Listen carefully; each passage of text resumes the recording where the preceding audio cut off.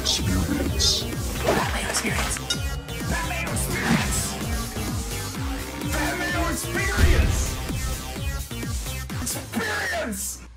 Welcome to the Pat Mayo Experience, presented by DraftKings. Week 6 picks against the spread. Super locks, survivor picks, and, of course, a mini Cust Corner midway through the show to get you going. Reminder to smash the like button to the episode, sub to Mayo Media Network, sub to the audio podcast, why don't you, on Apple or Spotify, and leave one of those 5-star reviews to help out the show in more ways than you could possibly know.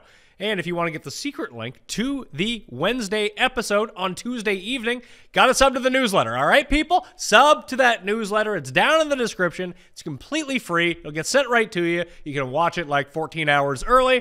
And there, a lot of people do it. They seem to enjoy it. You could be one of those people who enjoys it as well by subbing to the newsletter. The PME DraftKings Listeners League is now open as well. Link is down in the description.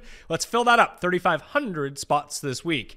We got guys having some bad days on the other line. Not as bad as my picks last week, but pretty close from what I can hear. Coming to us from an alternate location, it is Geoff Fienberg. What's up? I'm having one of those days, Pat. One of those days where I could show you my call log. There's probably a 35-minute call and an hour-long call with my internet provider. Between that, there was a trip to the mall to swap modems, because that's what they said I had to do.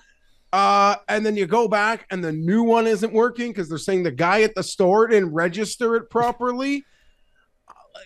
Like, oh my God. Oh, I'm just like, I'm on one and I'm about to be on one once we, I guess, get into the nitty gritty of what we do here. So yeah, I'm ready to go. I like almost need to calm down because I'm like, I had 2 knee surgeries last year and going through an hour phone call with your internet provider, cable provider, if you still do that. It literally feels like I just went through something. It's such first world problems, but I literally feel like I've been through a battle today, a losing one. Well, you're on the line. That's all that matters as of right now. We can get the rest of the internet figured out a little bit later on. The coin is in the studio with me, and via the internet, someone else having a rough day. It is Tim Undercust. Tim Undercust. That's not my name. Why am I having a rough day? Well, of course, we heard on the Sunday night show that you broke down and started collecting stickers again. So good for you. And now you went to McDonald's today and they didn't even give you any stickers. Oh, So it wasn't today. It was yesterday before Thanksgiving. I decided to go. You went to McDonald's Yes. before Thanksgiving dinner? Yes, I did. I went through, and what happened was, right, the way the promotion works is that you got to upsize the fries to get the stickers because the stickers are not on the medium fries. I mean, those of us in the know this. So anyway, I go through the McDonald's and I order what I'm ordering, and I pull over to eat in the parking lot as I often do in my car, and there it is, and I pull out the fries, and it's an old package. Stickers aren't on there. It's regular on the sandwich, it's regular on the pop, not regular on the fries. So, well, this won't do. The only reason I upsized the fries was to get stickers, obviously. Come on, So hold on. When was the last time you got a medium fries from McDonald's? Every time with a combo. No one is Every time with a No combo. one believes that. Okay, every time. Anyway, so I get back in the drive-through line because I'm going to let them know I didn't get my stickers. And then, I don't know, I'm there for like 10 minutes. It's a long line. And the urge to use the bathroom became so great, I had to get out of line, drive away, park, use the washroom. And then after I was leaving, I was like, you know what? I'm not even going to fight it. It's like nature is telling me those stickers would not have been stickers worth fighting for. So I didn't. And then I got a coffee through McDonald's, and then I went home. Wait. I'm proud of you. Hold on. You got back in the drive-thru and got the coffee from McDonald's? Yeah, didn't bring up the fries, didn't mention the fries. I was like, you know what? Wasn't meant to be. This is all sorts of confusing. This is like the fruitcake all over again. He So- just couldn't Now I'm really follow confused. through with it. I was gonna give you a compliment, but then you went back in the drive-through line A third instead time. of just walking up to the counter like you're in the restaurant going to the washroom. I don't want to get out of my car. But you got out of the car to use the bathroom. Not to McDonald's though. Why did you were at McDonald's? Why did you go to the McDonald's bathroom? You could have I solved wasn't all these problems. I just whipped around. There's a grocery store right by McDonald's. You were So but you were Who at knows where the McDonald's- washroom is? But you were at the the grocery- McDonald's. You actively had to go somewhere else to go to the bathroom. know that the grocery store bathroom is extremely clean. McDonald's is pretty clean. Like I'm they not do saying it stand- isn't, but like I know the grocery stores is extremely clean. So anyway, I just went there quickly, used the washroom, and then after I walked out, I was like, I'm not going to fight the stickers. Like I had a Zen moment about it. And I was like, but I'm going to get 2 stickers. Like this 2 stickers I came to get 6 stickers. I ain't leaving without 6. So I just went through, got a coffee, said good day, didn't say a word, and then went on my way. I think it's a real moment of growth. But you I'm got confused. but you got back in the line and you were talking to them. Why didn't you just tell them then? Yeah, exactly. Nope, let it go. I had let it go. That's why. See, my compliment to you was when I thought you'd gone to the washroom in McDonald's and then No. you walked out of the washroom and decided, you know what? I don't need it. It's not meant to be. But you literally had another McDonald's interaction, at which point it is totally in your right. And Tim, can I say, on a reconnaissance mission, you should know if that location no longer has stickers on fries. Well, For- but see, it does though, because I know it does. Because I went today and they had them.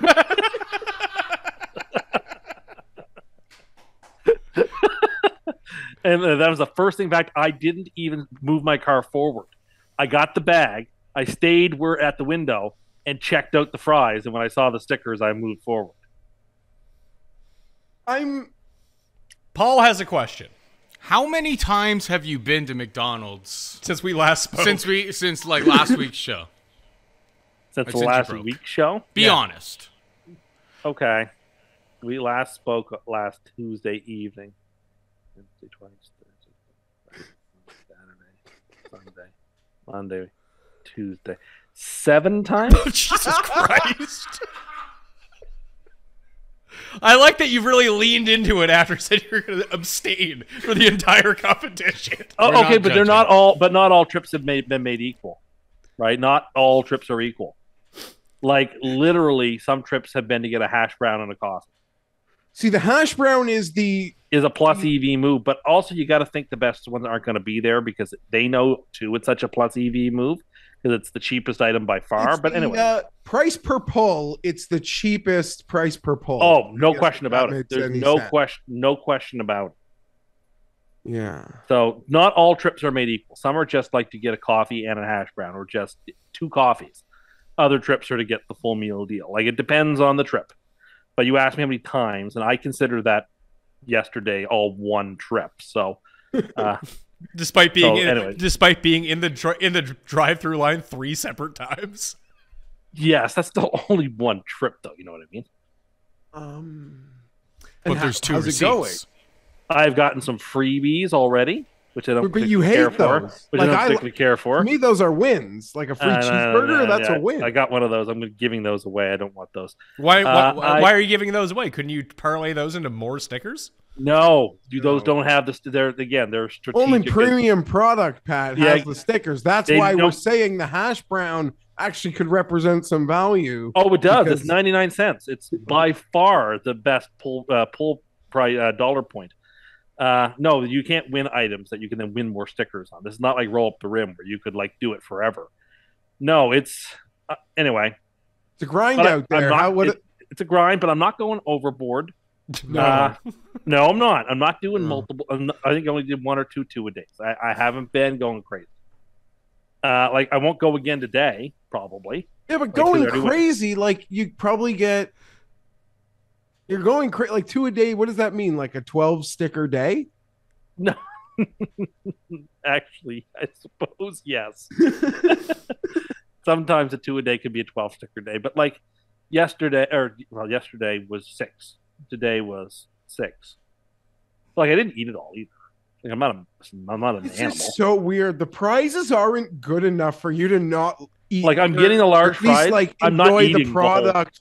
I'm not eating all the fries. I can't eat all that. So you're just No, but so you're I'm basically saying, like- you're basically just that Simpsons episode with the guy taking the gallon of milk and just pouring it in the trash can.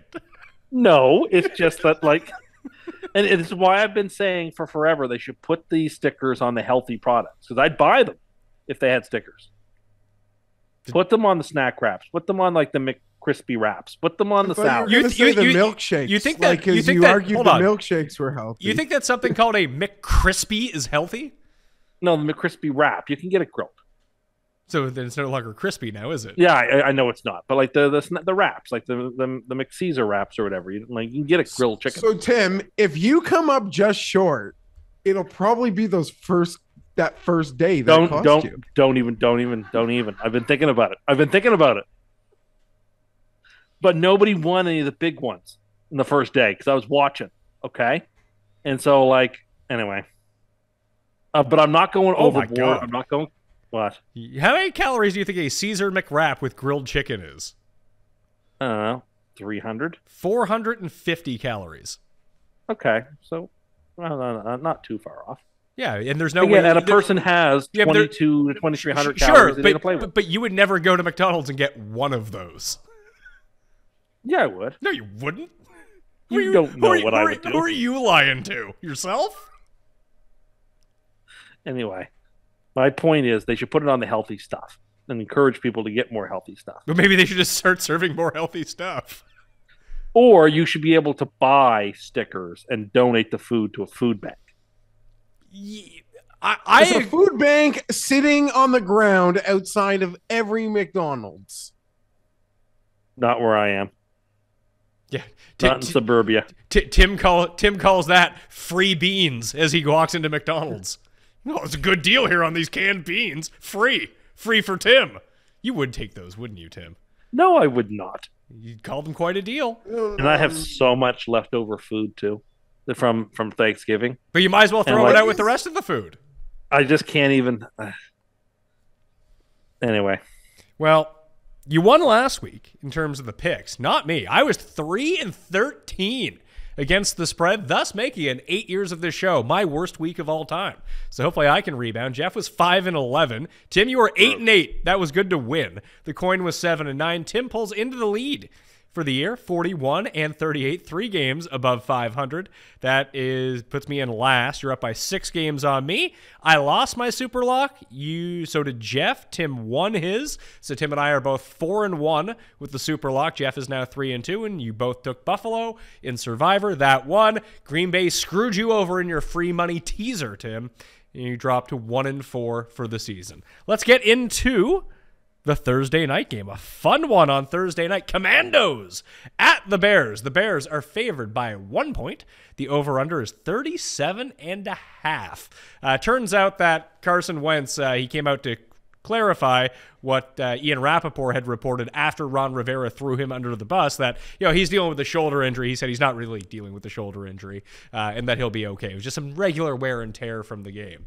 Does anyone out there excited for this game be like, man, Thursday Night Football, gotta watch Washington at Chicago, Jeff?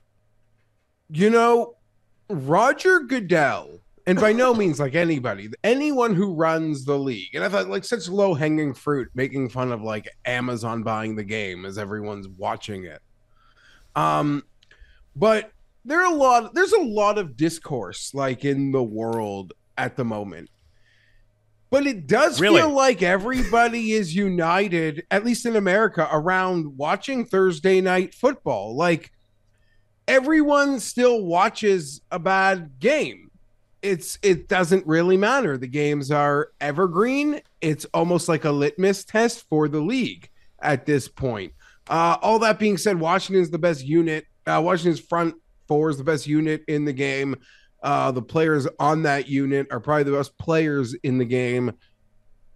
Game sucks. I'll take the Commandos. I, too, am going to take the Commandos here. I think you said it well. The one thing that Washington's defense does really well is actually stop the run, top 10 of the NFL right now at doing that. If the Bears could pass all over them, the Bears probably win this game. And maybe it's the Justin Fields breakout we need to see. But if they're going to do their normal thing where they want to run 90% of the time, it's going to be really tough against Washington. So you kind of have to hope Wentz can throw 2 picks and pray that they're not to the other team. They're to at least one of his own teammates, and all of a sudden they can cover the spread. What do you think, Tim?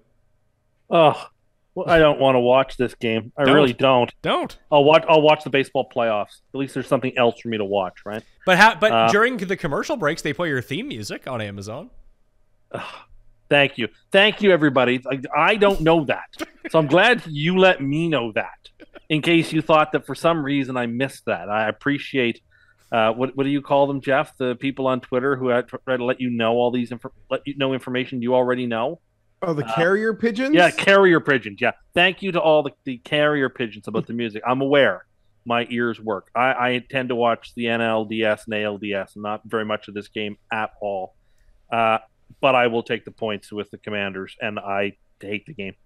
Well, the coin is also in agreement of taking the Commandos. You did mention your baseball picks, though, Tim. I believe Paul has rigged something up for you for your baseball picks. There they are. Hot start to the playoffs. So I didn't mention my picks. I just mentioned, obviously I had really bad predictions. I didn't know that Toronto's manager is so incompetent that he would turn around Santana to bat on his stronger side. I'm sorry. I didn't know that. So on that note, because I got a lot of messages after the Jays lost, like people wondering if I'm going to Cleveland, if I was in Cleveland. Here's the truth of it. Like, I was ready to go to Cleveland. Like, even the plan with my wife was like, I can go to Cleveland. Like, I didn't want the Jays to lose, but the Jays lose today. Like, yeah, I can go to Cleveland. And if they were losing early, I'd have started packing a bag in the 4th inning and maybe even been willing to listen to the end of the game on the road. But then they get up and they have that lead and they lose how they lost. Like, I'm just like numb like a corpse. And my wife even looks at me, who's been so supportive of the whole trip. She's like, I will not let you drive to Cleveland. Like I was in no position to operate heavy machinery after that 8-1 guys running into each other, bad pitching, like just a disaster. I was numb.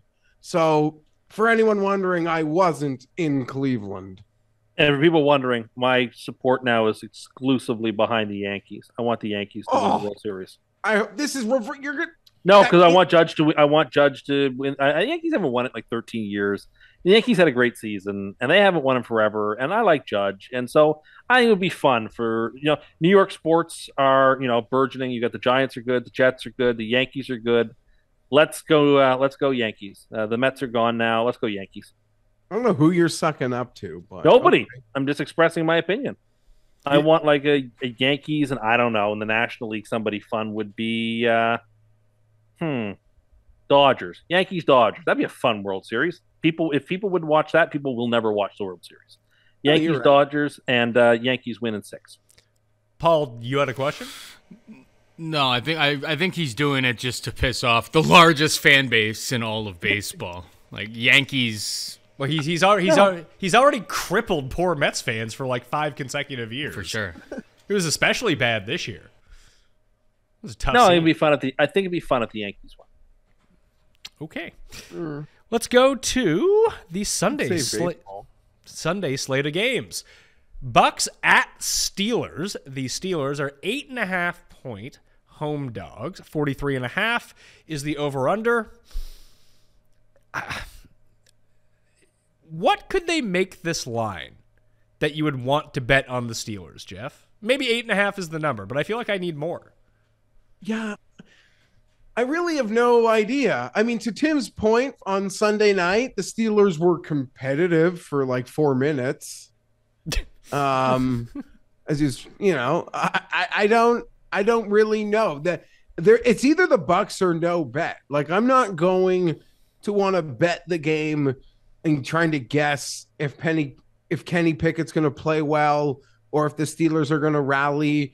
Some really awkward stuff in Steeler land, like Hayward apparently retweeting a tweet that was really not complimentary of Mike Tomlin. He retweeted a tweet that pretty much referenced Tomlin had lost the team and that veterans don't respect him. And, he's maybe the most senior member on the team. Or Any other receivers do that this week? Listen, that's a whole other thing, and we can get there too. We will. But that's very different. That's a receiver at home wanting to be in the fire, not in the fire, not in the moment. That's very different than a player like after the game at home retweeting something, right? Like, Yeah, they're, they're in their own way controversial. I will not deny that. And they could have, it could mean bigger problems, both of them. It's what they could speak to, that they would even either write the tweet or retweet the tweet.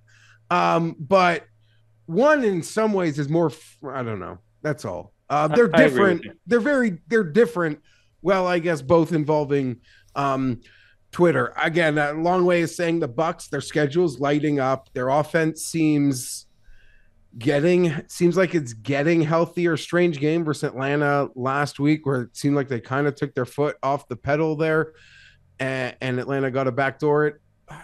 There's way too many words to say Bucs or nothing. So Bucs. Yeah, I'm gonna take the Bucs as well. Like, if you want to get to Tampa, the best way to do it is, I mean, the Falcons really shouldn't have been in that game, but all of a sudden they just popped up. There they were. They kind of stuck around on the defensive side of the ball, and they just kept running. Like, you can run, at least from what I can tell, on the Bucs, but the problem for the Steelers is they can't run the ball whatsoever. Their offensive line is just too horrible. Harris, I guess, is still dealing with this foot injury that doesn't seem like he's anywhere near 100%. So if they could actually try to run the ball like 60% of the time, slow this game down, it would be one thing. I just don't think that they can do it. So give me the Bucs -8.5, Tim. It's too many points for this Tampa team the way they're playing. 8.5 is a fair number. I'll take Pittsburgh. I don't know. It's not like a game to put on a teaser or parlay or anything. I just don't think Tampa has played well enough to deserve laying this many points on the road right now. I don't see it. I think it's too many. That Tampa number got really big last week, right? I think when we did the show, it might have been 7.5. By the time, game time, it had crossed 10, like even almost seeing some 10.5s that were even taking it out of play, for comfortable 7-point teasers to that 3. And yeah, I don't know. The coach missed some personal time last week. The quarterback's going through some personal time. I guess no result would surprise me if Pittsburgh kept it close, but I can't bet on Pittsburgh. Like, it's a completely no chance of giving Pittsburgh my money right now. Well, I saw a photo over the weekend with Tom Brady leaving his house and Antonio Brown was sitting in his recliner. Oh my goodness. That is when you consider that Brady actually opened his home to Antonio Brown, that is some real messed up stuff. Like, Brown's got his targets. I'm really confused as to why Brady is one of them. Brady genuinely tried to help the guy, invited him into his home where his then wife and children were, I presume. So that's some real AB's disturbed, but that's a disturbing target, I would say. What do we got next? Oh, Jets at Green Bay. Green Bay is favored by 7 in the game. 45.5 is the over-under. And this does lead us into a new character Cust is portraying. It's Victim. Because, the Packers got to play early on Sunday, Geoff. So they're more well-rested for this game, according to Victim. What I said was, and what is indisputable, is that the Packers finished playing football at least 3.5 hours before the Jets finished playing football. It's the third week in a row that the Jets have finished their games well after the other team finished theirs. That's just a statement of fact. See, I took exception with you making this statement, and then it was brought back to you in many ways as not being a fair statement, and you continued to fight it in the fact that the Packers didn't get home before Jets players did on Sunday. Well, the Jets played that game, showered, left the stadium, did some New York traffic, and were still home before Packers players got home. Okay, I think that's probably true, but that's not the same thing as the physical grinding of playing NFL games that we usually think about when it comes to that kind of stuff. Okay, fine. It's certainly not the mini-buy gap that they had the previous 2 weeks. I would agree with that. It's interesting to see this line's at 7, open at 7.5, so for it to go to the key number means there must be people coming in on New York. Seems reasonable. Does seem like a lot of points. As I mentioned on Sunday, like this is what we call a travel agent game. Because if the Jets win this game, then you need to start thinking about contacting travel agents for January and February because the Jets are becoming a very special team at that point. It's a big game in Green Bay against a team that's favored by a touchdown with Aaron Rodgers, like a place the Jets have struggled recently to play football. Anytime we've been to Green Bay in the last couple of years, last few years, it's been a struggle. So I really, really, really am looking forward to this game. I expect Green Bay to come out with their hair on fire. That loss to the Giants, much like the way Tennessee losing to the Bills was a slap across their face to sort of straighten up and fly right. Kind of think that loss to the Giants, it could do the same thing for Green Bay, that could be a snap back to reality for them. They go, well, what are we doing here? We're not playing to our potential. And they come out with their hair on fire and destroy the Jets. I could totally see that happening. This is a very interesting game because either Green Bay's got it, and if they're a good team and they've got it, they should crush New York. But if they struggle again, and they let the Jets hang around, and I mean, if it's even within 10 going to the fourth, the best fourth quarter team in football is going to win this game, and that's the Jets. So it's a very interesting spot. We're going to take the Jets, and we are going to tease them up to 14. They're the first part. No, they're not. I took them off the tease. Scratch that. It's not a tease this week. It's a money line parlay, and they're not on it. How come they're not on it? It sounds like you're saying everything except for Jets are gonna win because they're so good. You can say it. The Packers, I think I just spent a few minutes saying that if the Packers really are a good team, they're going to come into this game and they're going to wax New York. And that option is totally on the table. So I like the Jets here. We're going to take the +7, but I can totally see how this game gets sideways. But, I think there may be some question as to who the best quarterback in this game is by the end of the game. Geoff? Tim, anytime a team Tim doesn't like does what the Jets have done, which is, beat the third string quarterback coming in on the first play of the game, beating a guy like Trubisky, coming back versus the Browns, he would throw such cold water on it, you wouldn't even be able to get 2 steps up the ladder. But it's the Jets. So we got to love it. And I love that performance last week. By the time Sunday came around, I was very much on the Jets.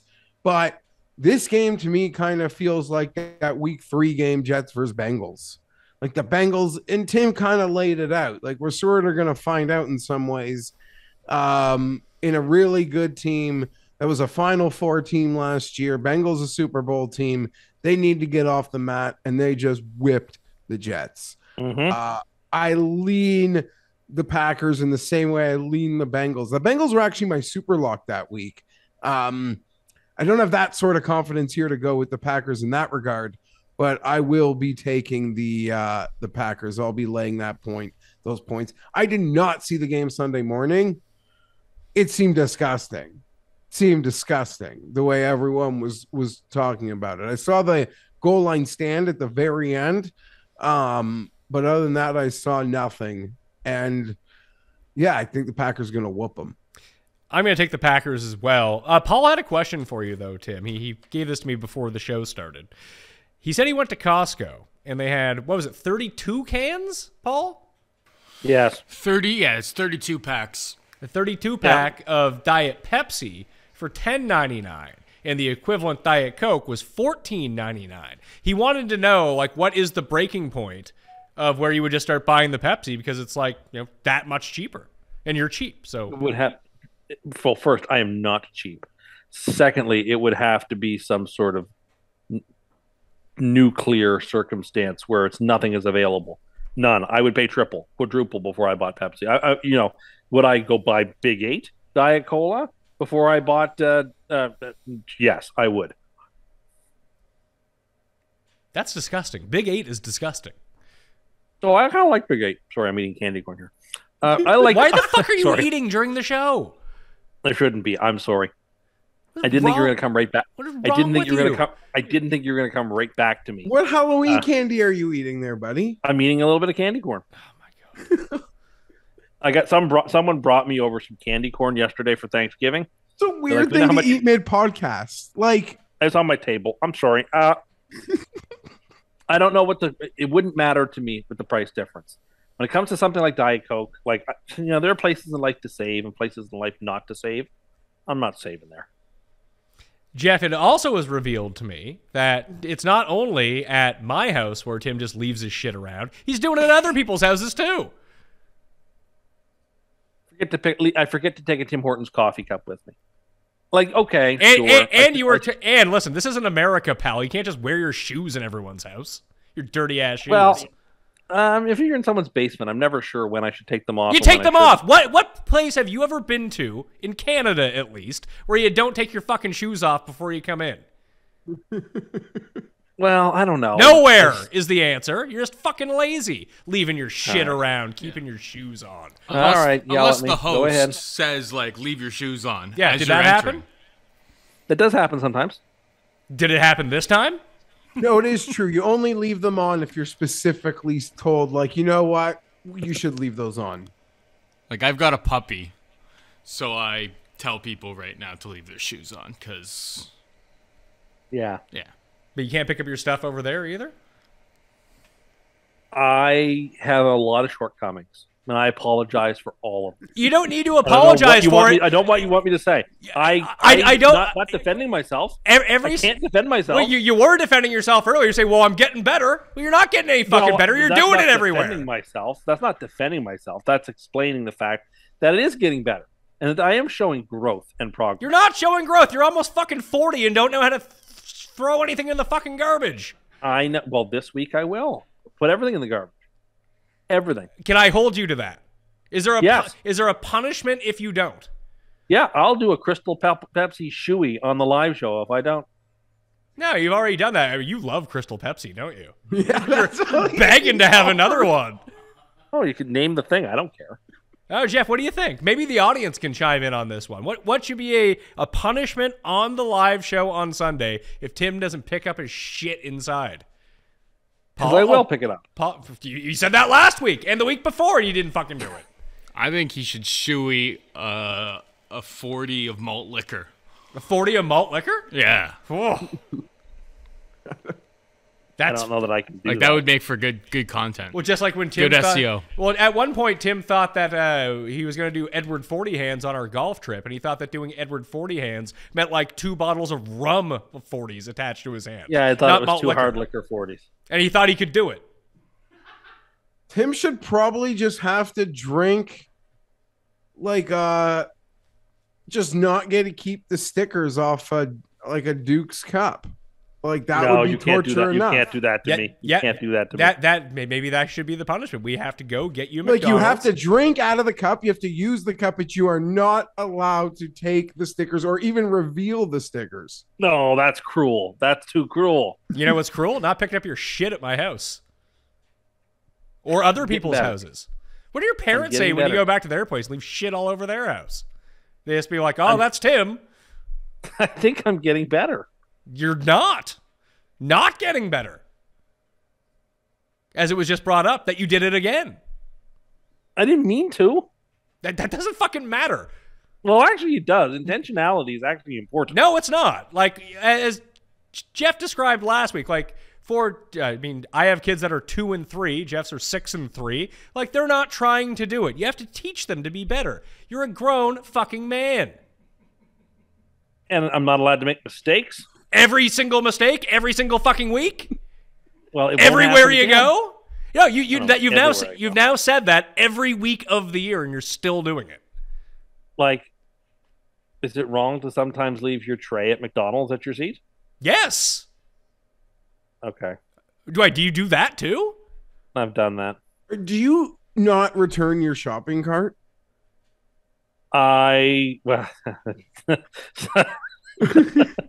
Sometimes I'll just leave it in the store, like in the entryway.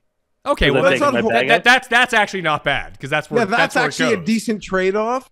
That 'Cause somewhere can just get that in a moment. Yeah. If but, I like, take it out to the parking lot, it goes into the corral. okay, good. Yeah. It goes into the corral. You don't want that rolling around hitting somebody's car. My goodness. Well, it For doesn't seem. people to leave it and It also it seems takes like up you don't like give a shit. So, Oh no, I do, and I wouldn't. Do unto others as you'd have do unto them. so you want me to come over to your place and trash your house and leave all my shit around? Okay. Hold on. I do not trash your house. This is not.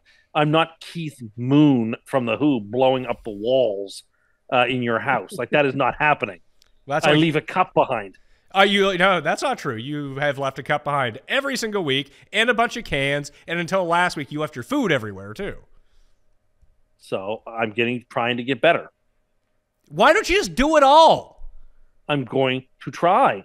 No, I don't. Yelling at me. I don't want you to. This is why I'm trying to beat out of you. I don't want you to fucking try. I want you to fucking do it. Okay, I said I would. No, you said you would try. You didn't say that you would. I will. Thank you. That's what I'm looking for here. There's no trying. There's doing. Next game. Baltimore at the Giants. The Giants, 5-point dogs at home. The very fraudulent Giants. Many people are saying, Geoff. But do you believe that they're a fraud? Because Dayball's got them coached up. They're winning games. I don't know what to make of this team anymore. I, like you, don't know what to make of this game. The Giants are good enough to the point where, like, if last year the Packers lost the game, like the same game to the Giants, the conversation would have been 100% about what the Packers did wrong. Like, it would have given no praise to the Giants, even if they won. Now it's like, okay, yes, the Packers lost, but we have to acknowledge that something happened on the other side. That is very successful at the moment. And I have to admit, in having no real clue what to make of the NFC East coming into the year, I actually think, just to sort of think that this will guarantee at least I stay above water in our over-under contests, I think I picked the whole division blindly under. And there's 3 teams with 4 wins right now or more. That's going to come back to haunt me. I don't know what to make of the Giants. Baltimore really disappointed me in the fact that they were my super lock last week and won that game by 2 points. And kind of felt like they gave it to Baltimore in some respects. At least gave the cover, to the Bengals. I don't know. It's weird. That's such a big win. I don't love this game. I'm going to pick Baltimore, but I'm all about seeing the Giants be good and fun. I like Daboll. That seems awesome. I'm sure I'll love that, in a year or two. Staley's no longer the coach and the Giants are, double-digit wins, because it does feel like that came down to a decision. Well, I will say, like, offensive statistics aren't the issue for the Chargers, and I am very pro Daboll, and I'm able to enjoy the success the Giants and their fans are having. But I'm going to lay these points with Baltimore. You're going to take Baltimore. Tim, are you going to side with Baltimore? Because Baltimore has not been great stopping the run, and that's essentially all the Giants can do, and do it to great effect. That's all very well said.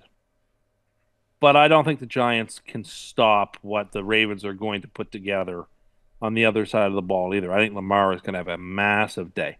Baltimore is the first part of a 4-team money line parlay for free money. I really like Baltimore in this spot. I think the Giants are overachieving. Now, Daboll is doing a fantastic job. He's doing the best coaching job of anybody in the league, considering how little he has to play with and what he's producing. But Daniel Jones is not good. And any team, Harbaugh is one of the best coaches. He knows there is only one card that the Giants can play over and over again, and they're going to take it away. So this game is going to come down to, can Daniel Jones beat you? Because Barkley will not be allowed to beat you. And I don't think that he can. I don't think that he's capable of it, and I don't think the Giants have the weapons to do it. So I think the Ravens win this by 7 to 10 points. My gut says the exact same thing as where you guys are going, but the Giants actually came through for me as one of the 3 games that I got correct last week. So I'm just going to side with the Giants. Just inexplicably siding with the Giants until they absolutely get demolished by like 400 points. But I'm going to stick with them here. They can somehow win this game outright, which is just really, I don't know how it's going to happen. It'll be like Barkley, 170 rushing yards. Maybe he'll throw for 2 touchdowns as well. Not quite sure how it's going to happen, but we're going to look up in the 4th quarter, and this is just all of a sudden going to be a game. At least that's how I see it. The coin actually sides with me on this one as well. Niners at Atlanta. Atlanta, Still, the last undefeated team against the spread. This is down to 5.5 now. It's 43.5 is the over-under. Weirdly, I like the Falcons again. 5.5 at home here. Like, the Niners have the best run defense in the league, but Atlanta's rushing attack is like top 5 in football, and we've seen them against teams that are very good at stopping the run, and it hasn't slowed down Atlanta's running game. And any time that you can get two teams that want to run the ball as much as these two, the points just become more valuable on the plus side. With a shortened game, you expect it to be lower scoring. That I think that Atlanta can cover the 5.5 at home here, Tim. I agree. I'm taking San Francisco because I liked them a lot more on Sunday night than I like them now. Mosley being done for the year, that's tough.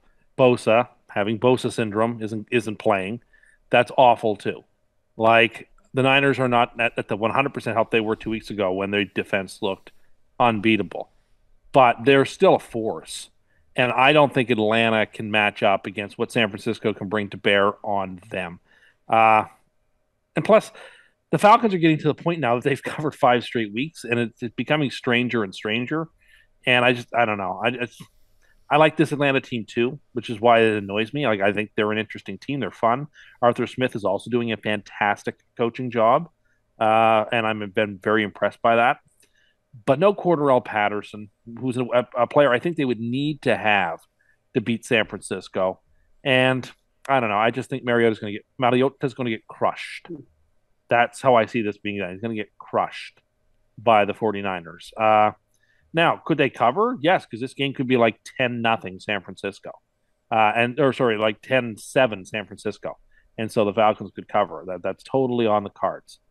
But I'm going to play the 49ers because I still continue to believe that unless they're playing a super elite team, they're just going to grind you into dust. And Atlanta's not one of those teams. That's you now, Geoff.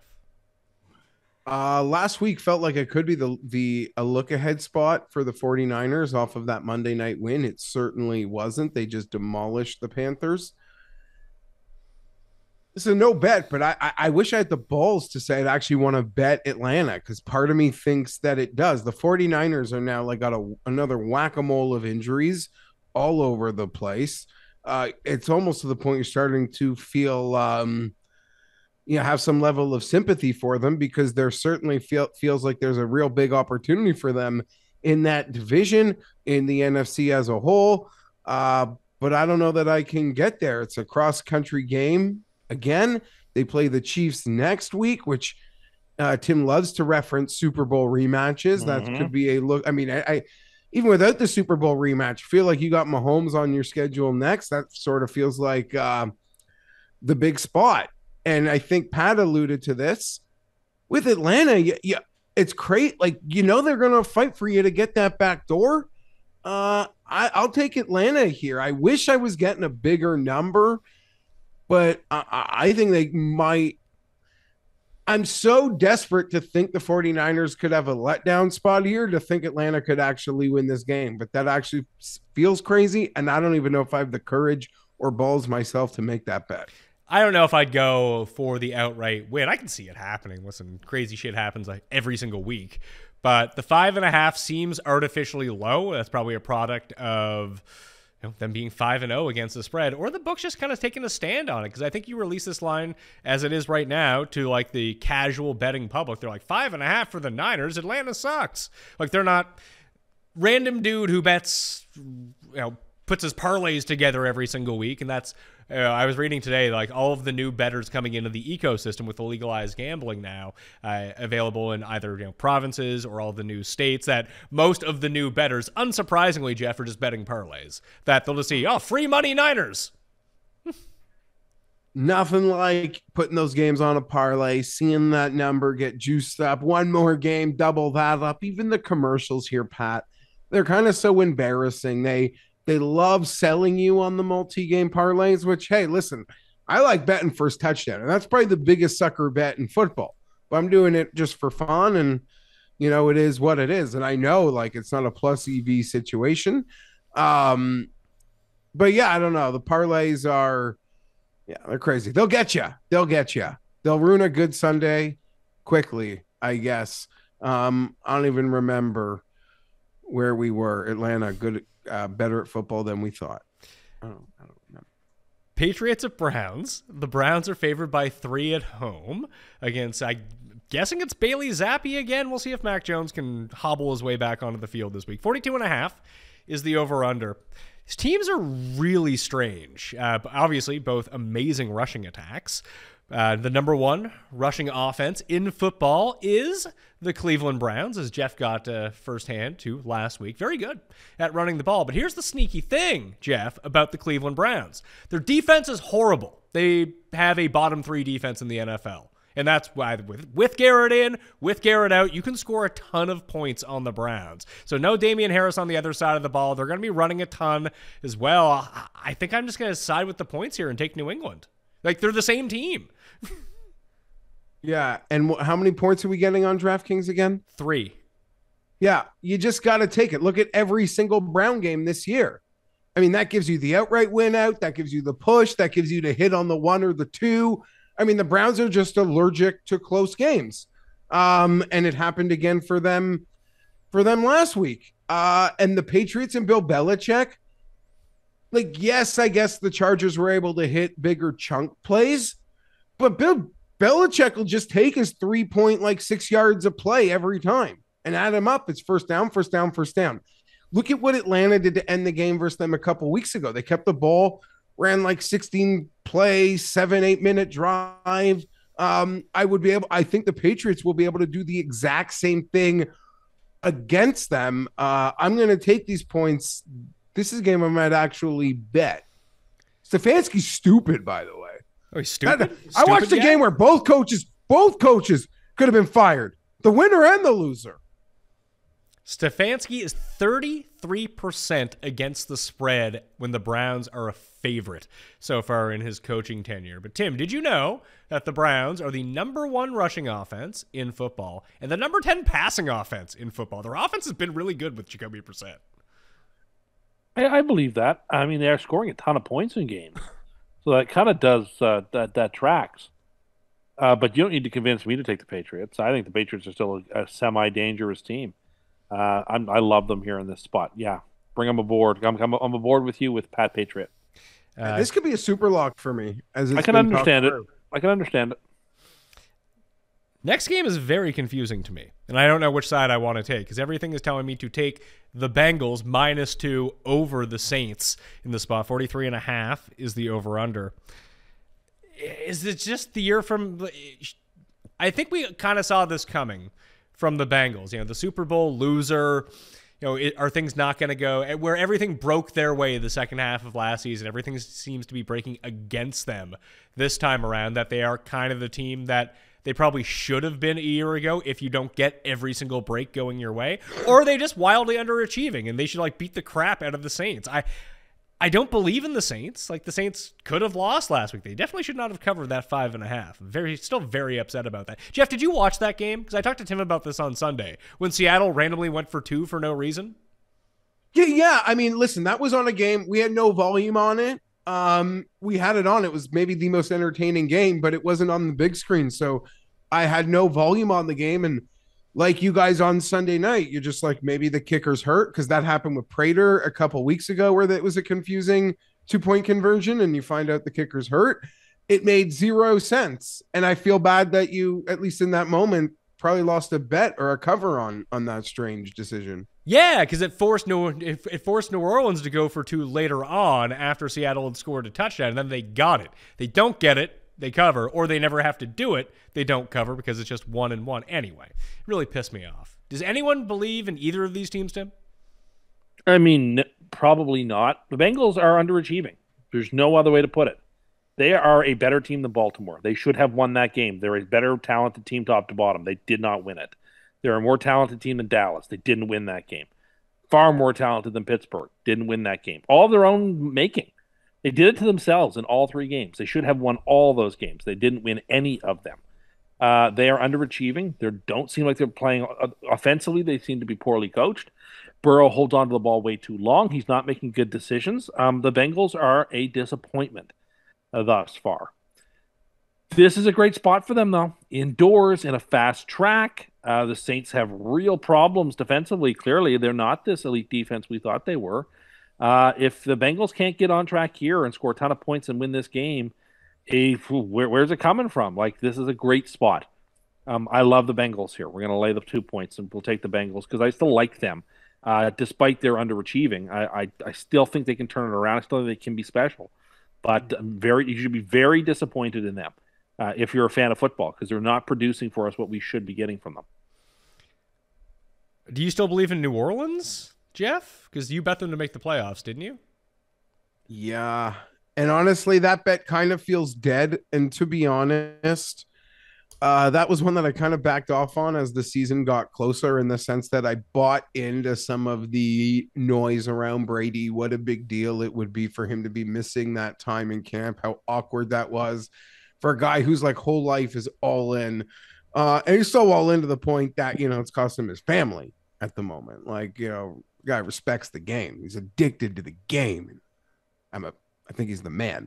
But it took like 1 or 2 moments, or like Brady press conferences, like from when he came back, just be like, oh shit, he's going to be fine. And the Bucs schedule is so easy right now. And it looks like they're going to go on a run. And the Saints had to win that coin flip game versus the Bucs early. Long-winded way of saying, yeah, that bet, the Saints, feels like that dream is dead. They better be able to get off Burrow in this one, or it'll feel strange. Jamar Chase going back to Louisiana. He'll probably have something fun, but I'm gonna pick the Saints. Higgins on a pitch count feels like they can't do what they need to do or want to do. And I like to think that Saints front line's gonna, after getting embarrassed last week, you're gonna be hungry. And much like the Bengals can't get the breaks, it kind of, them and the Raiders, they won all those 1-score close games last year, ain't winning a single one right now.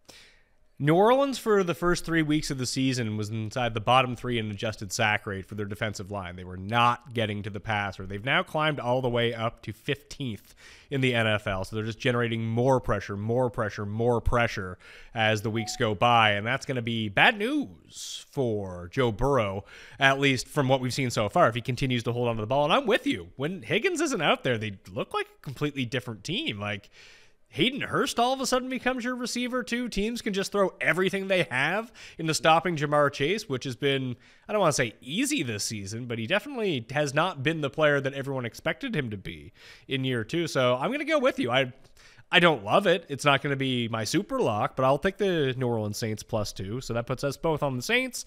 Tim and the coin, both on the Bengals. Minnesota at Miami. I guess we're getting Skylar Thompson in this game. Maybe we get Teddy Bridgewater. Maybe he can clear concussion protocol, but Tua isn't on the field despite the fact that they say that he's passed concussion protocol. I don't know what's going on there. It's a part of their He's pennant. not playing for a long time. Do you know that, or is that just what you're saying? I would be surprised, and I mean this, I would be surprised if he plays again this season. I'm not saying it's not going to happen. But I just don't think the league's I just don't think the Dolphins are putting him back out there for a very long time. 2 concussions in 5 days. Just not happening. Just not happening. Sorry. That's what I believe. I could be wrong. I could be proved wrong. Maybe he plays in 2 weeks' time. I think it's going to be several weeks, and I would not be surprised if we don't see him at all this year. Wasn't there some underlying buzz that he might have been good to go this week, and they kind of just shot that down immediately on Monday? Yeah. What does that tell you? I just mean that maybe next week there'll be a little more underlying buzz, and by the time we're in November, he's playing. I'm not here to. I don't know anything. Like, you're just guessing that he's not going to play. Oh, well, look. I mean, we're always guessing. We'll use common sense. We'll use common sense to say we don't expect to see him for several weeks, and who knows? That could very well. Put it this way: it could extend for an indeterminate period of time, because I think that seems prudential. I mean, he might never play for them again, and he might sue the shit out of them and the league. Could you blame him? I mean, has any team treated a quarterback worse than he's been treated the last couple of years by his team? Not too many. Paul, did you have a question? I thought I saw a clip from their coach last night, and it sounded like he's coming back pretty soon. Well, that's not his call. I can try to go find that. I certainly hope for Tua's sake that he doesn't. I would be surprised to see him anytime soon. All right, so I could be wrong. I'm wrong all the time, but I just don't see it happening. So bank on him playing this week, I guess, is how we should try to factor in this spread now. So it's Vikings -3 on the road in Miami, Geoff. I can't tell if the Vikings are good or bad. Like, they're 4-1, but they beat like 4 really shitty teams barely. And I don't know if Miami is a good team or bad team without Tua. Like, it's very difficult for me to figure out. I'm going to just side with Miami here and just hope like Teddy B plays at like the worst of it and take the +3 at home. So last week, I think when we were discussing the Vikings, or maybe before, we're like, their record is good. We like a lot of parts of them, but really in totality, it feels like they've played 4 good quarters of football on the season. In each game. It was like the first quarter versus the Packers, the fourth quarter versus the Lions, the beginning of the game versus the Bears. They can't seem to keep any of their momentum going. I like the Vikings. I'll pick on Kansas State, Skylar Thompson. This is a quarterback league. I will pick on you. The McDaniel offense is not, I don't want to say it's like ultra sophisticated, but it's so timing based. So I think they're so behind the 8 ball in that respects that 3 kind of feels like a bargain. Hill is banged up, but here's the kicker. If it's supposed to be really hot in Miami on Sunday, and maybe we're getting to the time of the year, we're out of September, where that's not really the case anymore, I don't want to bet the team in dark. Like, we saw it just gas the Bills. And I know this could be a real stupid thing to look at, but I really like Minnesota. And 3 seems like a fair for the situation. And Zach Wilson just worked that defense that we've kind of discussed for a bit, kind of felt more luck-based than talent-based. But, hey, wins are all that matter. So, yeah, I'll pick Minnesota, and I might actually bet Minnesota because 3 feels short for the situation being asked to Miami at this moment. Vikings are on the money line parlay for the second leg. We're going to get a third-string QB. Kind of feel like the Dolphins' whole season ended when Tua got hurt on Thursday night. Like, all the electricity, all the fun, all the excitement in that team went from 100 to 0 and just flatlined at that moment. And I don't think there's any way to jumpstart that team. That team seems like it's just a dead man walking. I feel bad for them. It took fun away from you because you even acknowledged on Sunday that beating them without Tua just didn't feel the joyous win it should have. No, I don't feel any joy about it. I don't feel any excitement picking against them in this game. That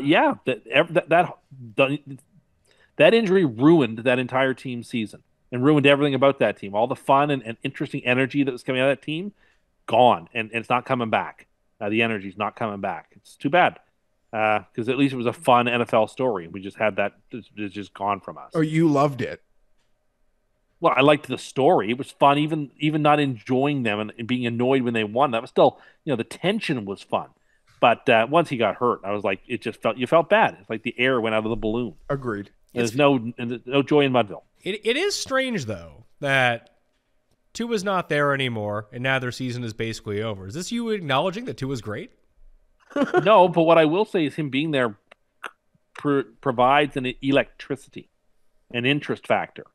That just can't be replicated by Teddy Bridgewater or Skylar Thompson or whoever else is going to play. Cedric Wilson, who is their backup to their backup for whoever. The Vikings are going to roll Miami, and I think everybody knows that. Well, this could be a Teddy Bridgewater revenge game for all that we know if he ends up starting. And if he doesn't, like, Skylar Thompson's actually going to be taking the first team reps throughout the course of the week, Geoff. Like, it's a little bit different when you have a rookie third stringer come in the middle of a game to try to figure out what you even mentioned is a very timing-based playbook.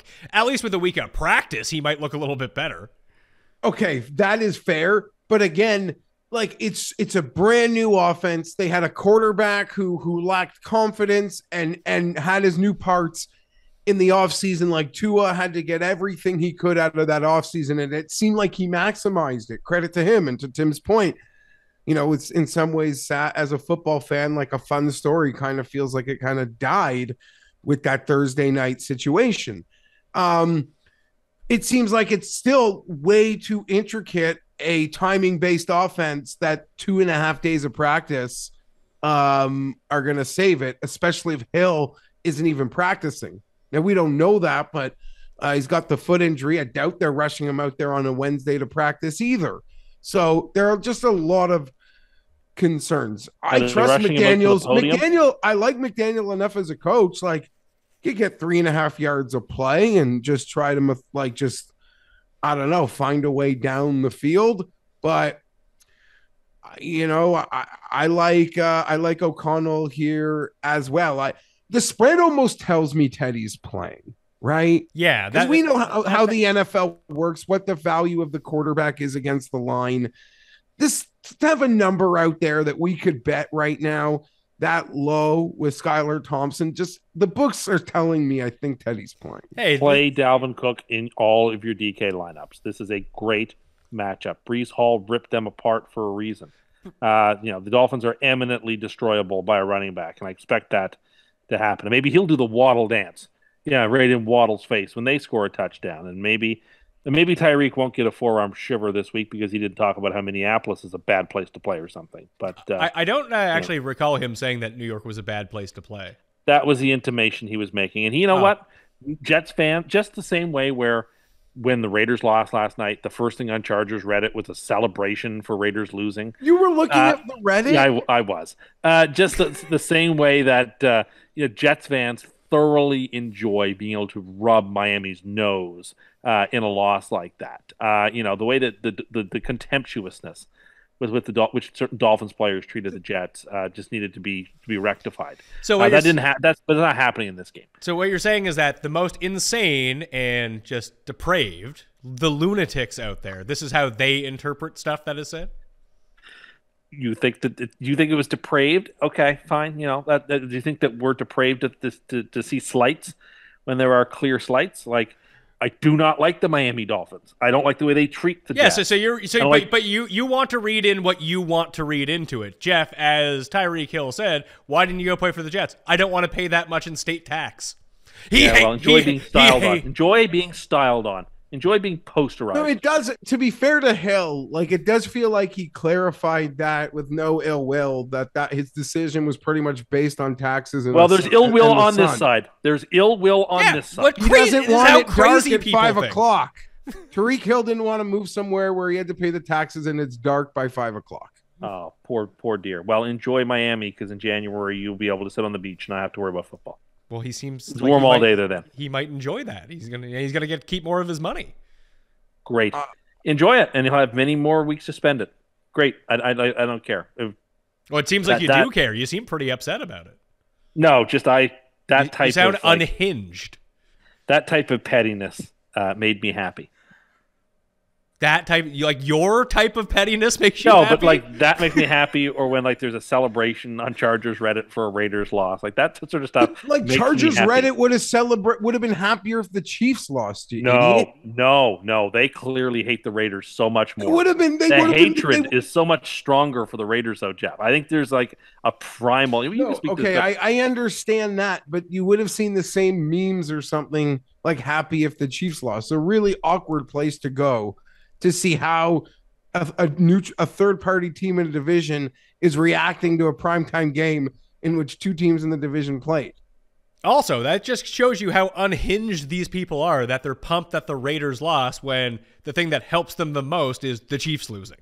Yeah, I was cheering for the Chiefs. It was called, in all caps, Raiders lose, up bolt party. So that tells you about the mental stability of these people. They're idiots. And they're the people you identify with. Anyway, it just seems like the one thing I've learned the most from spending time on Chargers Reddit is they hate the Raiders more than anybody else. Yeah, that's Marty Raider week. That was for whatever reason. It's clear to me that I thought based on our chats, I always thought that the Chargers fans hated the Broncos most. I hate the Broncos the most. It's clear you hate the Broncos most. But the average fan actually hates Oakland much more. Well, if you live in California, you probably hated the Raiders if you were a Charger fan. Fair enough. Jacksonville at Indianapolis. Here's something fun. Indianapolis is favored It doesn't really matter against who, but they're favored in a game this week by 2.5 points against the Jumbo Jags. 42 is the over-under. This is going to be my super lock. I'm going to take the Jags. We are going to have the same super lock. Just no thank you, Indianapolis. I am not. If you're a favorite, I am betting against you. The Jags are on the free money parlay. The Jags are going to be my super lock. I can't rush fast enough to support a underdog against Matt Ryan. They've got 2 wins and a tie this year. And if you think that anybody sees through that veneer, you're out of your mind. Out of your mind. Terrible. Get out of here. And I'm not, sold with this Jacksonville team. I think the Jacksonville team is worse than a lot of people thought it was going to be. Look what the Titans are going to cruise to this division championship. But the Colts are just trash, and there's no way, no shape, no how we are going to let Matt Ryan lay points and not pick against it and not throw a super lock against it because we're running out of weeks to do that. Yes, we must take Jacksonville here. I feel so strongly about it. I don't think we've ever been this lockstep on a game so instantaneously ever. I feel 100. As soon as I saw it, I just was like, this is it. Here's the one. Sometimes super lock don't jump out at me, and sometimes they scream at me with a megaphone. And this one did. Did that Jacksonville loss to Houston not remind you of the Indy tie to Houston? Yes. They just outgained them. They dominated. Like just Lawrence, they couldn't do anything right. But you look at the stats, and if you watch the game, you'd have thought they won by like 20 points. I don't know. Just to be different, I'll take the Colts and think the Colts are trying to trick us. Jeffrey. I mean, no, I don't want to be different because I take that back. Out of support of your super locks and the fact that I sense, at least in Pat's case, I don't know what Tim does, but it's going to be a real money wager. I will support you by just picking the Jags here, even though I have no opinion. I'm not as fully sold on it as you guys are. The Colts get some extra time. They're going to get healthier on defense. The Colts are the worst team in the league. Like, it's not even by the numbers and by the eye test, they're the worst. It's not even close. Made this point on the Friday show, and they shot that down.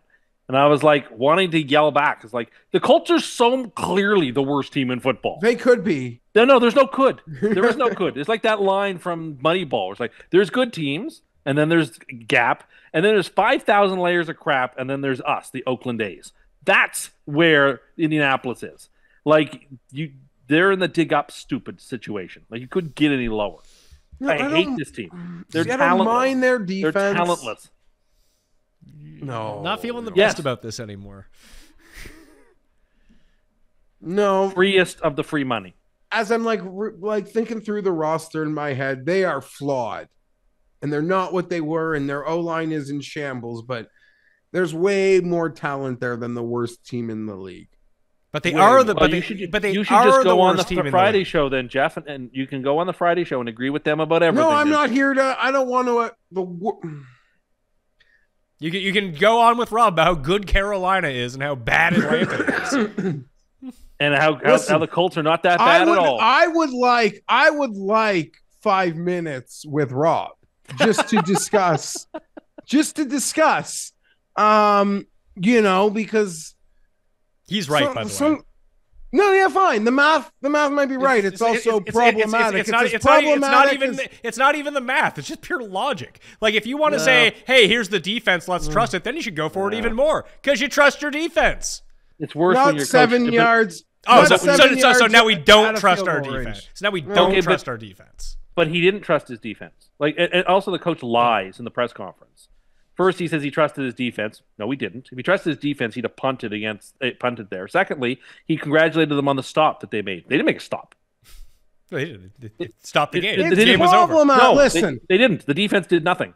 The math might say it's right, but it's still problematic. You could get left on a jog and take a Hershey squirt and have nowhere to clean up. I was listening to a podcast. Give him credit. Mike Lombardi was talking about this, and he was so upset about it, and I was too. Like the Chargers coach lies. I don't want to do this in two places. No, we don't. But like, it was a bad decision, and he got bailed out.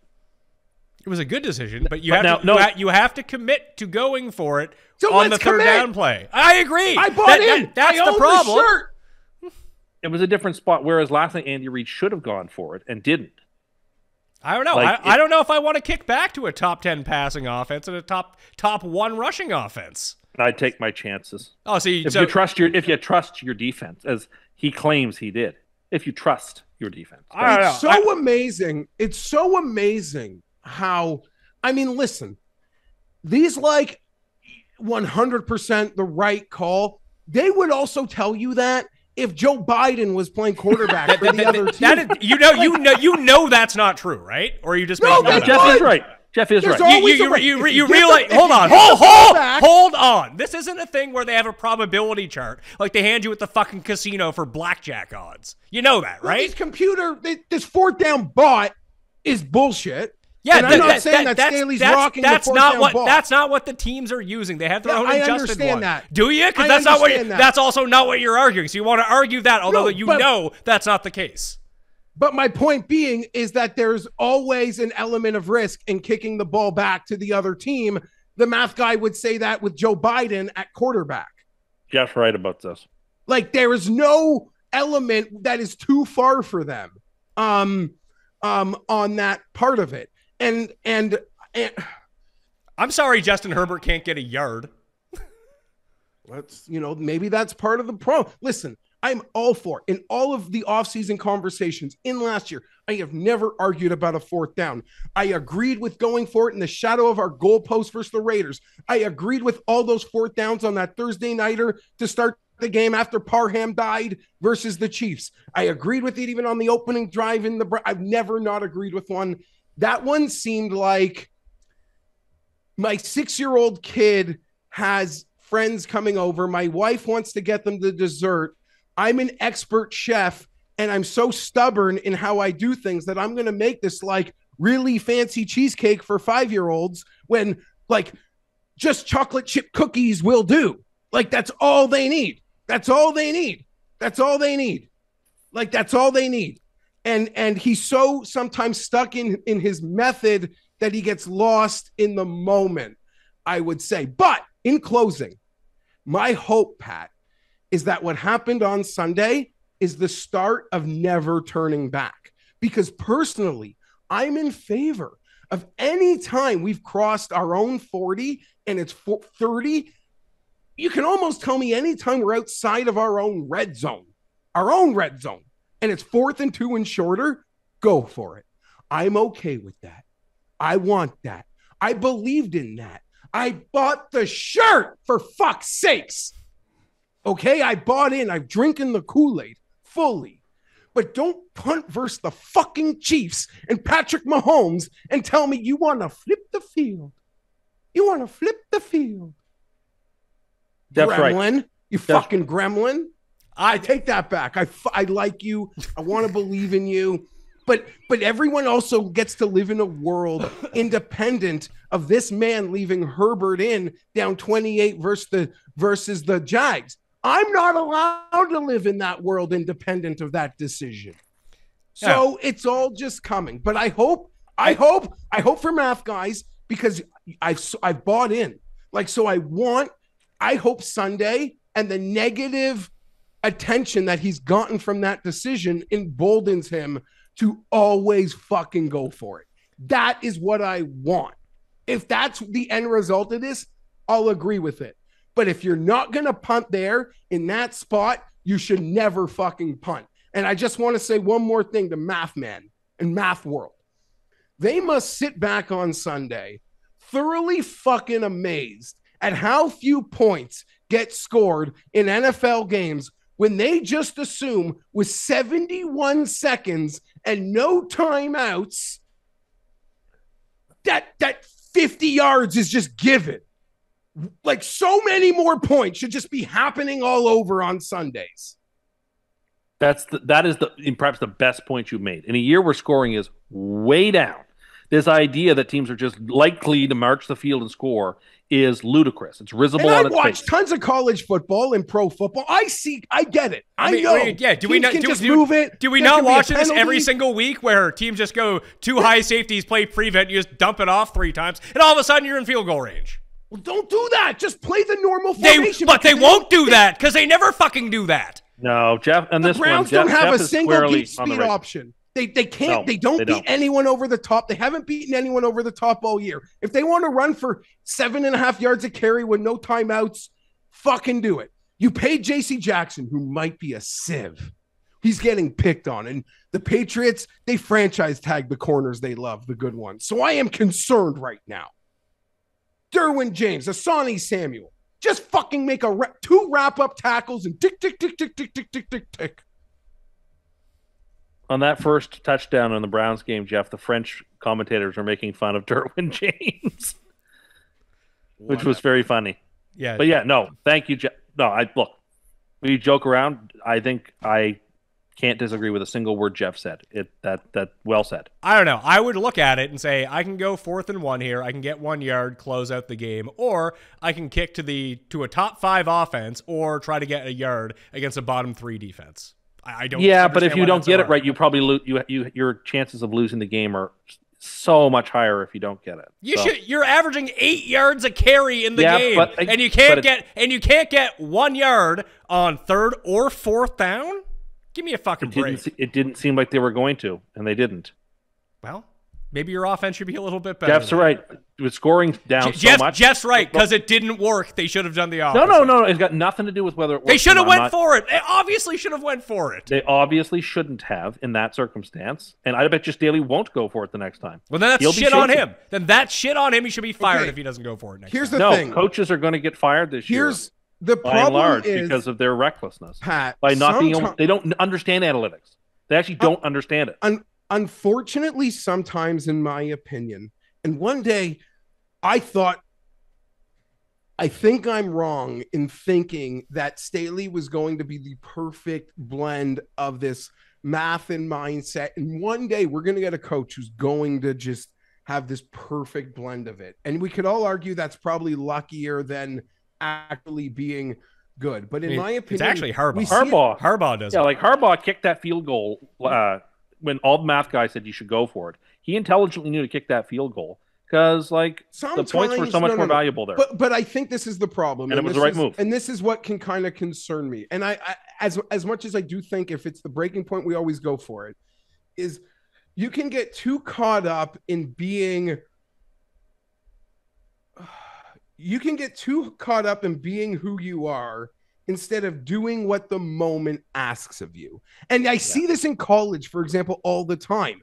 Like these spread fast team coaches forbid to run the clock when they're up by 3 with 2 minutes left. Like you're just so caught up in being who you are, you forget that the moment sometimes doesn't require that. And I don't know. I guess the math says the moment still required it. I don't know. They won. I feel lucky because, yay. But I don't know. I don't know. They won. You should be happy. I was. It was wide right. I was happy. Well, that brings us to the midway point of the show, which means it is time for a mini version of Cust Corner. Cust Corner, it's Cust Corner. Cust Corner, it's Cust Corner. He's got the hottest takes with the highest stakes. He should be president of the United States, but it's Cust Corner, it's Cust Corner. Cust Corner, Okay. Well, I mean, I already gave sort of the update on McDonald's, so we don't have to talk about that. Rank coaches. One thing I'm really been frustrated. People need to stop calling me a hipster. I'm tired of this. You were talking about you went on a fucking hipster microbrew tour on the weekend, pal. Which is per your words what hipsters do. No, they drive their fixed gear bikes to places you've never heard of to drink weird things out of weird cups. Like you just did. No, I like double IPAs. I'm not ashamed to say that. I've always liked craft beer. What I can't stand are the people who say I only drink craft beer. Like that attitude, I've got no time for. When was the last time you had a normal beer? That's a good question. Yeah, you're too busy only drinking double IPAs. But I like non-craft beer all the time. Paul? I like. Can you explain the difference between an IPA and a double IPA, Top Cat? It's a lot. It's like an extra degree of bitterness. It's the best way to describe it. I think just knowing that makes you more hipster than me. I didn't know that. Well, but isn't it kind of self-evident? I mean, Paul Like had to that- ask, didn't he? Okay. Well, And anyway. do you even know if that's the case, or are you just making that up? No. Well, I mean, I can tell you from the taste that a double IPA is certainly more bitter than the single IPA. Like that is like if you like strong, hoppy, bitter beers, and I do. I had a Corona not that long ago, so I'll have factory beer too. It doesn't bother me. Love factory beer. Yeah, I got nothing against factory beer. I'm pro factory beer, 100%. But I like craft beer too. And then we have this province happens to be blessed with some really nice craft breweries, and so I was happy to see some, and I enjoyed that. But no, I got screamed at the other day for being a hipster because I've really started to enjoy this type of sherry that I've been drinking, which is called Bristol Cream. It's made by Harvey's. It happens to be excellent. Who are you, fucking Excellent. Frasier? Or are you As an, Niles? as an aperitif, I think it's quite a delicious. It's smooth but not too sweet. You can enjoy it on the rocks or neat. So do you do this palate cleanser before or after the supersized fries at McDonald's? Yeah, okay. And it's just like something to nip on while you're watching TV in the evening or something. like before I have my evening tea or something. And you I don't like think to that have. you're either the fanciest man in the world or you're a fucking hipster, pal? And I've even got little sherry glasses specifically for it. Because you don't just drink it out of a wine glass because you just want little tiny bits. And I'm tired of people calling me a hipster. I'm not a hipster. Then why don't you stop doing hipster things? I'm not doing hipster things. You I don't have a are an wardrobe full of official. hemp. You are an official hipster millennial. Everything you've No. always railed against, you now are. No, I'm not. I don't have a wardrobe full of hemp clothing. I don't drive around on a fixed gear bike. That's because I you don't can't. wear Yeah, but ironic that's t-shirts. only because you can't ride a bike. Yes, I can. No, you can't. I don't have anything organic, Pardon me? like any organic anything. Yeah, I kind of like the organic bananas better than regular bananas, I have to Hipster. say. But I mean, I'm not opposed to the regular bananas either. But there's some organic things that are a little better. You Yeah, I own like. tie dye. I do not own any tie dye. I don't think. Yeah, but the hipsters aren't wearing tie-dye. Hippies wear tie-dye. The stuff that you've always called a hipster are basically just hippies. No, these are the people that Different. bring their vinyl record player to the coffee shop so they can listen to their vinyl while they're working on their typewriter Can at I the give coffee you shop. I have ultimate to- hipster quality? Hold on. Have you ever seen anyone do any of these I've seen things? photos of it. Really? I've seen photos of it. Really? Yeah, Right. really. Are you sure that they aren't staged photos to trigger people like you? Being a snowflake is a big part of being a hipster, which you are. I am not a snowflake. You seem pretty triggered. There's like certain hats kind of give hipster tells, like these awkwardly shaped all black zero logos. Like I don't really know how to explain it. You mean but- the toque with a brim? Well, that too, but just yeah, I guess some owns multiple like different glasses frames and Like Tim? yeah. Tim has reading My glasses. winter my winter hat you referred to as a Dom DeLuise hat. Now that's certainly not hipster. It's a pretty hipster look. No, Like, it's very sharp. You're ironically trying to look stupid. I mean, that's what hipsters do. No, it's a nice warm hat. It's not it's not a warm hat. It doesn't even go over your fucking ears. Yeah, well, my ears don't. So what? I don't need to. Then why would you care if it's a warm hat? If a Because hat it keeps the it if keeps a the hat warmth in. if a hat doesn't if it doesn't go over your ears, how does it keep the warmth in? Please tell me that. Because most of your heat leaves the top of your head. So when you're walking outside when it's cold out and your ears are sticking out in the freezing cold, that hat's going to do you a whole lot of good now, is it? It's fine. It's serviceable. I like it. Because you're a hipster. So you're No, I'm not. And You now, have to stop now, saying you're, that. now you're actively wearing things in the middle of winter that don't even help you. They do help me. Stop saying that. I bought it at the Bay. Well, I mean, I don't know. I don't know how that falls in the hipster realm. I mean, that's just where really old people shop. But maybe that's Maybe. like you said, like when like you see the people with like the patches dressed like old professors. Hipsters do like to dress like old people, so there you go. Do you like No. go thrift store shopping? Yes. Tim wears corduroys a lot. Yeah, Tim does wear corduroys a lot. Which and is very hipster. And shops at thrift stores. There we go. And you think you're not a hipster? I'm not a hipster. You are a hipster. No, I'm not. Stop saying that. Here's the thing. You could see Tim dressed and think he's trying to be a hipster, and he just bought those like really washed looking old like 2002 late 90s piece of clothing, but really Tim just owned it the whole time and has always worn it, Exactly. and it's just his fashion. Yeah, I don't throw out my clothes 3 years after purchasing them. I'm a little more frugal than that. Really, but you would pay 4 times as much for a Diet Coke than a Pepsi. I don't know. Well, if I had to, but look, because I can't stand that vile garbage. That's why. It's pretty hipster Diet take. Pepsi's better. No, it's not. Pretty Hipsters hipster. aren't drinking that. Hipsters would drink Big 8. And you love Big 8. You just said that. I actually think Big 8 gets a bad rap. I think it's actually better than people think. Paul? Same as PC brand cola. That's not that bad either.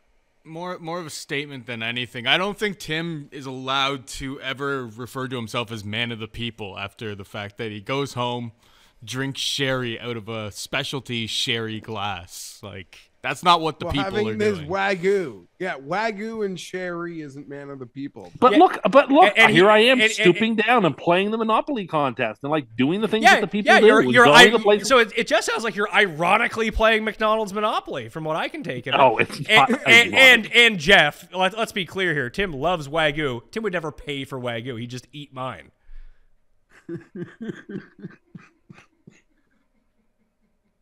Stop calling me a hipster, people. I'm not a hipster. Are a lot of people calling you a hipster these days? It seems like it. It's annoying me. Craft beer cust? There's nothing. Well, I mean, I don't actually mind that. Because I think craft beer is really good. Mm-hmm. Like, I think there's a nice, delicate balance to be struck between a good craft beer and between factory beer. You know who really goes into the details of like the different types of beer? Hipsters. Well, you know what? Go to a nice craft beer place and get a flight. You know what normal people do? Drink the fucking beer to get drunk. That's not actually true anymore. That's not true. As fewer and fewer people drink, as we see by the stats, the more and more people that do drink do it because they actually enjoy the flavor and they're interested in sort of what they're drinking. These people sound like soft fucking hipsters. Yeah. I'm not gonna lie to you. These people sound like they suck. Yeah, they sound horrible. Like, have your beer, get lit. This is what we're Okay, doing. but that's not the world in which we live anymore. The old. viewers of this show, Tim, are going to disagree with you on that one. No, I think they'll understand that that's an age that's passed. No, That's we irrelevant. don't have a show full of fucking soft hipster viewers like you. It's not a bunch This of is you. a- It's not a bunch of yous watching the show. So Oh, please. It's a lot of people appreciate good craft beer. Yeah, losers. This begs. People And with I'm sure nothing Tim- going on. That's That what is they it. appreciate. People with nothing going on. Yeah, I'm sorry. Who died and made you the king of all these things to decide who is and who isn't a loser because they enjoy craft beer? I guess I must have missed that meeting, Patrick. Well, you're on the Pat Mayo experience where I decide what goes, and this is what I am deciding right now. If you have like real opinions on different types of craft beer, get a better hobby. You got too much fucking time on your hands. You don't know what you're talking about. I do. Don't know I- what I- you're talking I do about. know And it. you are. I do know what I'm talking about. You just need a better hobby. Maybe you could spend some of that time that you're trying to go through picking out different types of hops and beers and pick up your fucking trash. There's another hipster thing. Littering One has everywhere. nothing to do with the other. Well, I don't you're know. spending so much time doing one thing, you could be spending time doing the other thing. It I'm doesn't make shocked. any sense. Tim, have you bought like a make beer at home? Oh, kit Jesus. yet? No, I have not. I don't know. I would be able to do that. You could be. I don't like brewmaster. my old man. My old man used to make homebrew, and it was terrible. Of course. It was just terrible. It's like when And people like make their own he would wine. drink it because the price was right. But yeah, I mean, like if I'm not a brewer, so I don't make beer. I'm not a vintner, so I don't make wine. We had a neighbor. But Our neighbor made wine. He used to always give us wine at Christmas time. Fortunately, it just gave me something good to give to like people when you go to their house for a party. Like, hey, here's a bottle of wine. You couldn't drink that shit. It was awful. Awful. so you're okay giving away awful wine for a gift, but if I give somebody $25 free in Subway money for Christmas, I am history's greatest monster. Yes. But you're actually giving But that you to can give away bad wine. I'm not giving it to them as a gift. I'm giving it because I'm showing up. It's like when you show up to my place and you never bring anything. That's not true. When was the last time you brought something? I bring coffee every single time I come to your place for you. Every time, without fail. That is true. You do bring coffee and then you leave it around. Okay, well, I mean, I am a man with several shortcomings.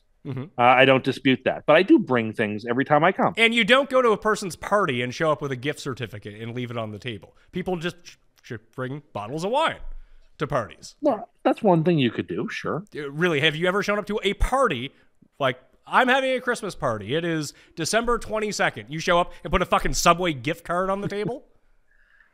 I can't say that I've done that. So no. what do Although you I suppose, hold on, what do you bring? Nothing. That's not true. I bring something for the party. What? A bag of chips? I don't know. Snacks of some sort. Maybe like, yeah, I'll bring something. Generally if you're hosting the party, you got the snacks covered. Well, not this. That's true. Tim will bring snacks the Sunday after Halloween that he bought, 50% off. He did that last year here, and then no one ate it. That did happen. I'd do it again. Yeah, so just your leftovers. So I get where you're coming from here. Anyway, so hipster Tim, continue to call him a hipster. We figured. Please don't. I'm not a hipster. I think I've proven my point here. Everything you listed like 10 things that are super hipsterish. No, I haven't. And then got like really triggered when we said that was the case. If you see me wearing an ironic T-shirt with a twisty mustache, yeah, but people, the way, clothing, as Geoff pointed out, the way that you normally dress is ironic because no one dresses like that unless they're 80. That's not true. Cardigans have actually made a bit of a comeback. Cardigans and corduroy? Because the hipsters. No, it's not because of hipsters. Yes. Who else? No. Who else? Cardigan and his toque with the brim, and he's got like deciding. Well, I kind of like the toque. I like the toque with the brim. Deciding which of his like 7 frames of glasses he's gonna wear today. Yeah, trust me. It's called accessorizing, Jeffrey. And his like low top like sneakers. Yeah. Yeah. All right. Late set of games. Cardinals at Seattle. Seattle is a 2.5-point dog at home. The covering Cardinals, that's what they do in October underneath Kyler Murray. I think they've only ever not covered one game since he's been their starter over the past 3 years, which I thought was somewhat strange. The Seahawks just score. They score. They can't stop anyone. So the over of 51 is probably the play in this game. I'm really torn here. I really want to bet the Seahawks again. Feel like they let me down, but not too much last week. But I think the Cardinals are the right side of this, Geoff, so I'm going to take them. Can you just tell me the spread we're working with one more time? Because I saw the graphic, but it was really minimized. And as we said, I'm working on a Mac today, and I'm one of the few people on a planet that actually doesn't know how to operate a Mac. And if I touch a button, I'm worried I'll ruin everything. 2.5. Okay. See, it feels so weird because the Seahawks off that amazing game last week, Pat, like they're the new, they almost feel like the market loves them this week. I don't want to say the market because I'm not sure like how the money's coming in, but they're the football guys, like fun loser team. They've replaced the Lions at least temporarily, yes. right? And like the NFL psyche. Yes. So they're that like, yeah, they're that team that like, oh, they lose, but they're fun and we like them. I don't sound like home. Maybe their home field can matter now. I gotta pick the Cardinals. I'm not gonna do a full turn on Seattle. Road win Cardinals. It's hard to even say. What ironic pick are you gonna make here, Tim? I'll just take the home dog. I don't like either of these teams that much. But we know that Seattle can score, and so we can keep. It should be able to keep the game close and competitive. And if that's the case, give me 2.5 points, and they're at home. I'm going to take it. Do we give Arizona any credit for really making Jalen Hurts and this like incredible Eagles offense look pretty pedestrian? Or the Eagles were able to move the ball with ease and just ended up like doing something stupid to kill a drive? I can't really decide how I see that game, how that game actually played out, and I watched a lot of it. We're not sure. Well, I don't like Arizona's defense sucks, and the injury report has 16 guys on it, and they, should have forced overtime and really held. Did they not practically hold the Eagles scoreless in the second half? I mean, the Eagles, I think, are like 29th in the league in second half scoring so far this year. They do all their damage in the second quarter, and that's basically it. And it's enough because their defense is good. I'm not changing. Give me Seattle. Kyler. So you are. Wait, hold on. So you are changing? Sorry. No, sorry. I want Arizona. Kyler, when they finally let him run, was actually, and they almost made it seem like we have these package for Kyler, but Colt McCoy was hurt, so they didn't want to put him in any sort of position. But once the game sort of comes down to it, Kyler runs and looks amazing. But for 3 quarters and 80% of the fourth, they forbid to run with him, which is their best way to move the football. Carolina at the Rams. PJ Walker starting for Carolina. Matt Rule, you're fired. You're out of here. 10.5 is the spread. Here's the problem. Can the Rams cover 10.5 at this point? Yeah, I don't think you need to be a mystery solver to figure this one out. Mystery solver? Like Columbo or Murder, She Wrote or whatever. A detective? Exactly what I mean. Yeah, like a mystery solver. Someone who solves mysteries. You don't need to have a big hat on to know who is going to cover in this game. And it's that it has to be Carolina. New coach, should be an injection of life. The Rams can't be laying 10.5 points into anybody. It's way too many points. I think, for the backup QB in his first game, PJ Walker will probably have a little bit of bounce in that. I think this game is going to be dull as dishwater. It's going to be like 23-17 for the Rams or something. But I think the Panthers play close, and I think the Panthers cover. Jeff? Is a terrible quarterback on a terrible team going through a coaching change. I trust Sean McVay so much that it seems like he's decided what they've done before can no longer work. If you read into his post-game comments, that he will find a way to work around. They can't just drop back in the pocket. I'm silly enough to believe they win this game like 30-10. Like they're going to kill them. The Panthers are truly horrible. It's not just the head coach. They fired a bunch of assistants. It's a lot of change. And it's the backup quarterback. It's the fourth string quarterback. Fourth string quarterback. The Rams are flawed big time. And a team like Dallas can expose it to the moon. But this ain't that. They're going to upchuck Kumalu all over the Panthers. Sure, I'll take the Rams. Not going to bet this game. Buffalo and Kansas City. Ooh, baby. Bills are now favored by 2.5 in Kansas City after the Monday night game. So a short week for the Chiefs in a game that they probably should have lost on Monday night, but did not. They persevered. They got through it. Obviously a revenge scenario for the Bills last season. Tim, you were working off of Jeff's theory that the Bills might just slaughter everyone at home this year, but when they go on the road, it's a different beast. Yeah, I think Jeff put it perfectly. At home, it's just going to be a wild party every week. On the road, it's going to be a tougher battle for them by and large. This is such an interesting spot because the Chiefs don't have the frontline skill players that they used to. It's so clear. I mean, obviously Kelsey is amazing, but beyond him, it's just there's so little, and Buffalo is so skilled. It's so very difficult to pick this game. I mean, I still believe that the Chiefs are the better quarterback, but I'm not so sure I know where the Chiefs are that much and better at tight end. But the Bills are so much better at so many other positions. And that defense has had some. Tampa did score 31 on them. Oakland did score 29 on them. There's lots of points that are getting scored. I have to take Buffalo. I have to.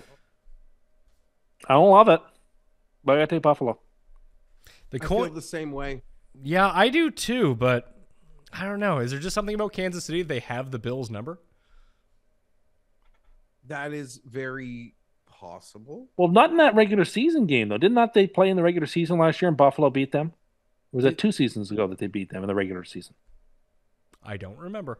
I can look that up. I just I think they played a Sunday night game. I don't love I don't believe there's a spread edge with betting Buffalo. It's a hard game. I just think they're going to win. Therefore, I like the 2 points. If you look at the afternoon calendar, it is the Cardinal game we talk about and the Rams-Panther game. I mean, just like we sort of mentioned that CBS has laid down for Fox at 4:00 a couple times already this year. Fox is pretty much playing dead for CBS in this showcase at 4:00. This is so silly. This is like the sort of thing a Pizzola would absolutely laugh at, and I don't blame that at all. I just like my gut tells me the Bills. My gut tells me everything the Bills have done as an organization. It almost seems like has nothing to do with anyone in their division. Doesn't have to do with anyone, but making moves to simply counteract the Kansas City Chiefs.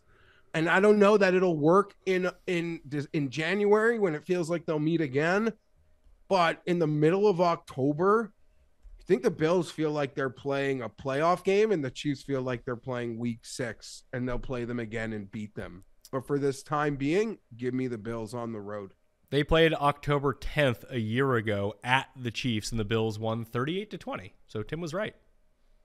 And I could see it being the same situation. And then the rematch, I don't even care where it is. I would think probably differently, maybe. Even Oh, my God.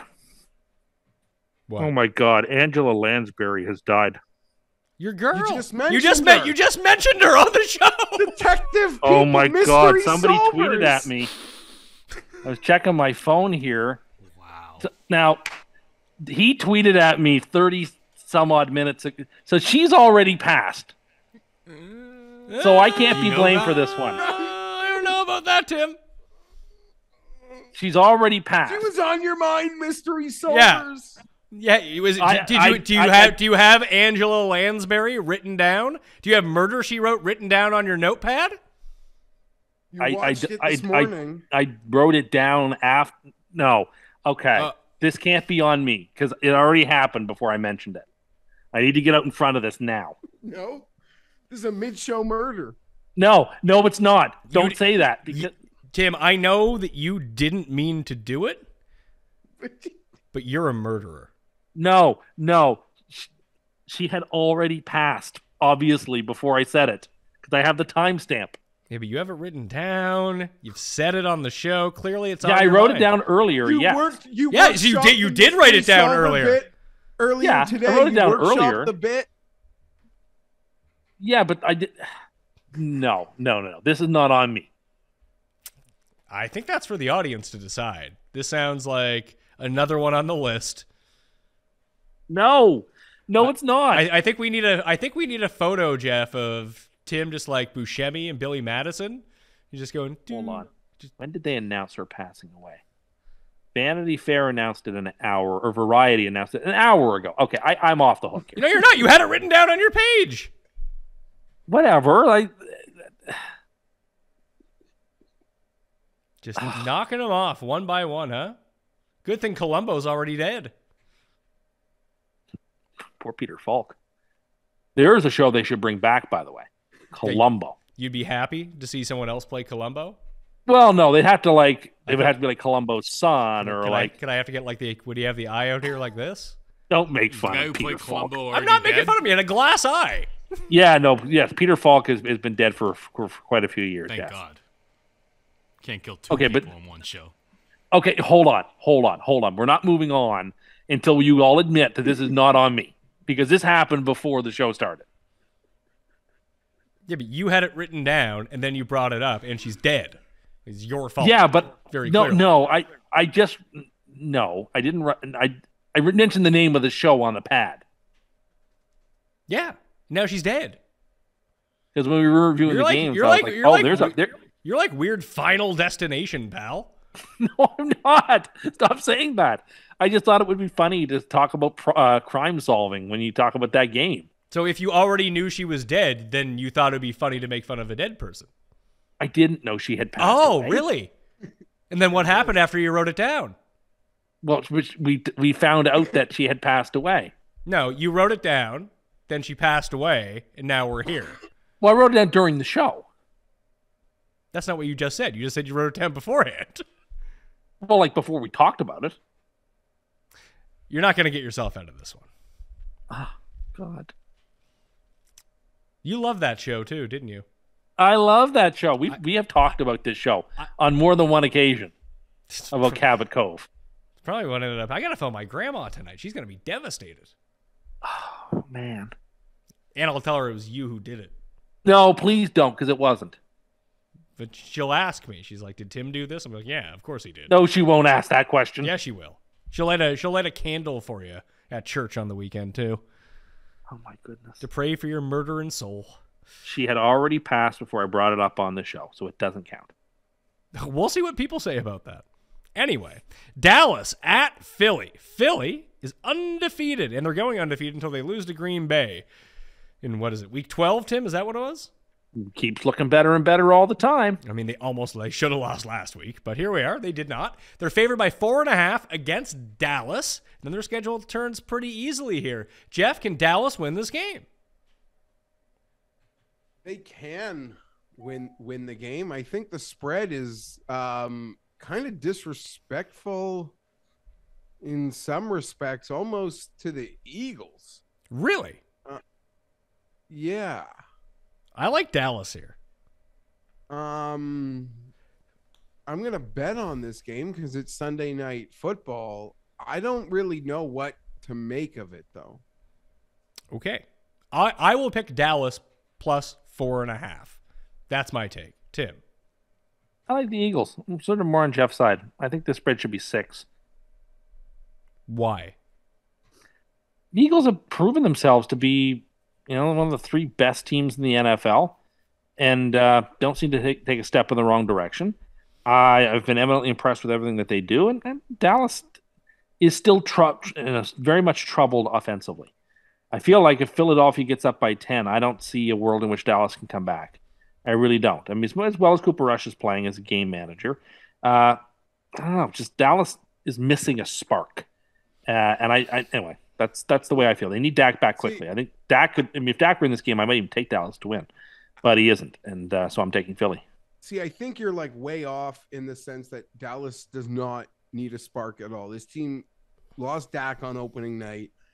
A lot of us, their fans, thought they were dead, and here they are, on the verge of maybe being discussed as the best team in the NFC if they win the game on Sunday. So I kind of disagree with the spark. I just wonder if they should there's you let Cooper Rush play, and it seems like he is, and he beats the Eagles.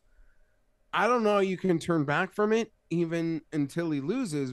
But if you let Cooper Rush play and it goes how maybe I think it's going to go, then it's a perfect, opportunity to throw Dak back in there. I like the Eagles. I have so much respect for everything Dallas has done, and I think it's such a good story and so much fun for them. But if you really do break down who they've beaten and the moment they beat that team, I'm not that impressed, if that makes any sense. Like, I'm not as impressed as everyone else. Therefore, I guess give me the Eagles, but kind of want Dallas to win because I want Tim to lose his Eagles undefeated thing. But I do... I will lean to the Eagles here. I'll lay the points, but I'm going to cheer, at least snicker a little inside if and when they lose before like week 10, whatever. Yeah, they don't need to lose before week 10. They just have to not have their first loss against the Packers. Like if they beat the Packers, he loses his bet anyway. That's correct. That's true too. I don't know. That's weird. I'm going to lay these points with the Eagles. I think people are... I love what Dallas is about, but I feel like it's kind of being overreacted to also to some respect. Maybe. Here are the 2 things I would look at. I think a lot of it depends on the injury report for the Eagles offensive line. Like, are they going to be down a guard, tackle, and center? Maybe. That's on the table right now. At least one of them will be out. If they lose all 3 of them, then they ain't stopping anyone. Not just Micah Parsons. They're not stopping anyone coming from the other side. And yeah, Micah Parsons has the groin injury. He was fine coming back in the game even when they didn't need him against the Rams, so I don't think that's going to be that big of a concern. And Philly's the bottom 3rd in the league in rush DVOA right now. Like, Dallas should be able to run the ball. And if they can run the ball, they can try to control the clock, and they've been very effective at running the ball, more so with Pollard than Zeke, but they have a lot of bodies to throw at you in that way. I kind of agree with you guys. If they get down by 10 or 13, they're probably going to have a lot of problems coming back, but they need to get up early in this game, and I feel like they can just kind of put the pressure on Hurts and just get at him, and we might finally see one of those Jalen Hurts too-pressured, bad mistake type games. That's what I'm banking on by taking the 4.5 here. They don't even need to win the game. They lose by 3, and I'm good. Okay. Geoff, your team is on Monday night against, God, too much Broncos. Broncos at Chargers. Chargers are only favored by 5. They were favored by 6.5 at one point. I can't imagine anyone in the world wants to bet on the Broncos right now, Geoff. Yeah, and I think the line is, I guess, come down because there were some 6 or 6.5s that people wanted to take. I'll be honest, I feel a lot of pressure about this game. I would equate this moment right now to there's such severe embarrassment potentially to being the team that makes Russell Wilson look like a human. Like the analogy I would use at this moment is, and I'm not a footy guy at all, but this feels like we're in a soccer penalty shootout and everyone has scored and it's my turn and all the pressure's on me. And I don't want to hit the crossbar. I don't want to Biggio over the crossbar. I need to bury that thing in the corner, which means bury Russell Wilson like every team he's played has done, good or bad defenses. And I want to hand the ball over to Tim, who gets to play Russell Wilson next and see if he can bury it in the corner. Because there will be great shame put upon the team that makes that cornball look human for the first time. Because that Wilson magic is gone at the moment. Like the second or third element of a play that we were so familiar with doesn't seem to exist. Second best Wilson QB in the NFL. I don't know that you would debate that right now. Is he hurt? How extensive is the injury? We know he has no problem playing hurt or not 100%. And that's not to knock Wilson, the competitor. That's just to knock that he forces himself on the field and then he looks really bad in doing so. We have seen that before. As it pertains to the Chargers, I don't know. The Denver's had extra time. I hope Keenan Allen is back. I would like to say through all the weirdness that's happened in Charger land pretty much from go this year, the best story is Salyer, our right tackle, who once again put on a performance without a single pressure allowed. And yes, it was Houston. Yes, it's the Browns. But this is 2 games. The guy has gotten 2 game balls in 2 weeks. One, because the coach gave him one after the Houston game for his individual performance. And then on Sunday, the entire offensive line got a game ball. And he's just been outstanding. And the grades from all your PFF metric people to otherwise show like something insane is happening with my left tackle at the moment, who's replacing my all-world pro left tackle. So that's the bright side. And we're running the ball again. Denver's defense is good. Denver lost a tackle. Denver's losing pieces everywhere. So no one has any sympathy or excuses on an injury front. Randy Gregory will still be hurt. I don't know. I just want to win, but it's Monday and I'll be wasted. And I'm excited for all like the frustration and I don't know what to explain. I just want to watch them play again. Like it's only Tuesday as I'm talking to you. And all I want in the world is to that feeling of watching them play, like third down. Like I just want it. And it feels far away. Did you get your Monday press conference? No, just a transcript. I know what happened there though, Tim. The guy that normally runs the press conference live stream walked in front of Geoff after last week, and he just pushed him like that and just dropped him right to the ground. I think he's getting sued. No, but I know. Listen, I got a response. Here's the thing. I don't want to get into it. Then don't. I got a response. Like I've been contacted personally, and I just let them know that what they're doing all it does is alienate the people who care the most. Like, all it does is, like, who wants the Monday? Like, just the people that love the Chargers, that are their hardcore, most loyal fans. Like, See, Exactly. It's why you don't paint a KFC green. Yeah, Because all it does is alienate the fan. But it doesn't, though, because this is exactly the same thing that Geoff is talking about with the Chargers and these stupid press conferences that no one besides him actually cares about. And you, when it comes to Coke products or KFC, is that you degenerates aren't going fucking anywhere. But I might. Pat, No, like, you won't. You're going nowhere. I'm not saying So you're going to take what you're going to get, and you're going to complain and complain and complain, but you know what? You're still going to be there. All I'm saying, all I would like to say is, Don't hey, take me listen, for granted. now, Or what? Go keep buying? Staley's post game got 20,000 views on YouTube. That is probably mainly because of his controversial decision. So a bunch of randos went to see it, but his Friday just injury report update got 16,000 views. Like, so I'm not the only one. I'm not the only one. And Pat, no offense. I don't mean offense to you at all. You don't give a shit. It's the last thing on earth you fucking care about. My only point being is there is a video in the room. Someone is rolling on it. These other things are getting posted in the week. Like, you I get, like, take what we give you. But someone there is just too lazy to hit fucking upload. Like, it's not an undertaking when it's already happening. It's already being recorded. And I just want someone to hit the fucking upload button. I'm asking for too much. I feel the same way, though, about the way I've been alienated with various companies and things in the past. And, like, they shouldn't take us for granted is the point. You guys are the same. Do you want to know something?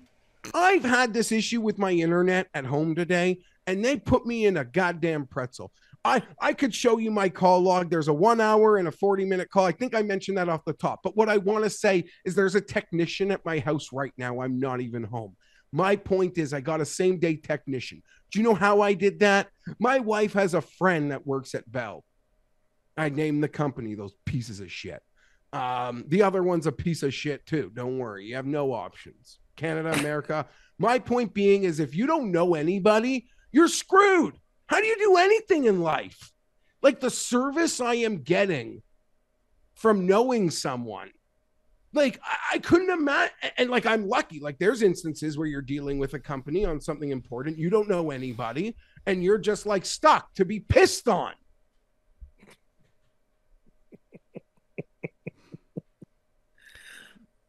Now, do you think they're not uploading these longer press conference videos because they're so cheap? They don't pay for the good internet. No, I don't know. I have no idea. I want to see the look in Coach's face yesterday as he was asked about the Keenan Allen comments. And I want to see him respond to them. Like, I don't think that's unfair. I get mine.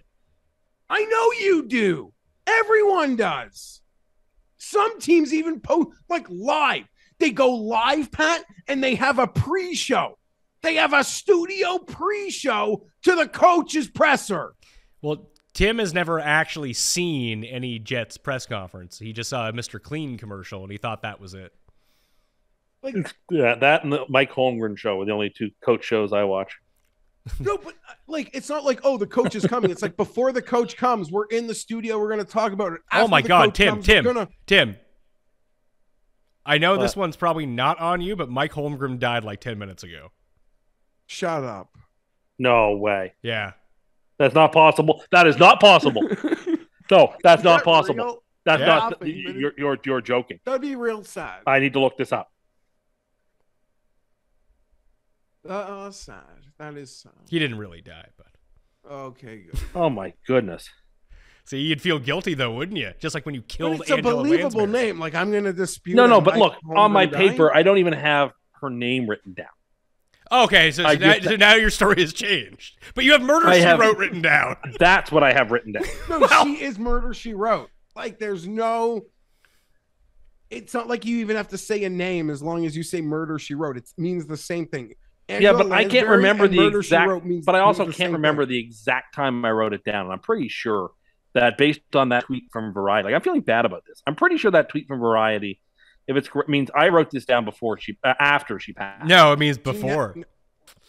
Like when you just said, it means I wrote it down before, and then you had to change that word really quickly. No. But if it were announced an hour ago, then she passed more than an hour. You know, you were bashing Staley for talking out of both sides of his mouth and saying two different things. You just said two different things, because in the earlier conversation you mentioned how you knew that you were absolved of this. Now you're bringing up there's uncertainty as to when you would have written it. Well, now because I can't remember the exact moment I did because I wasn't making note of when I did it. You've killed so many people you can't even keep them all straight anymore. What a defense!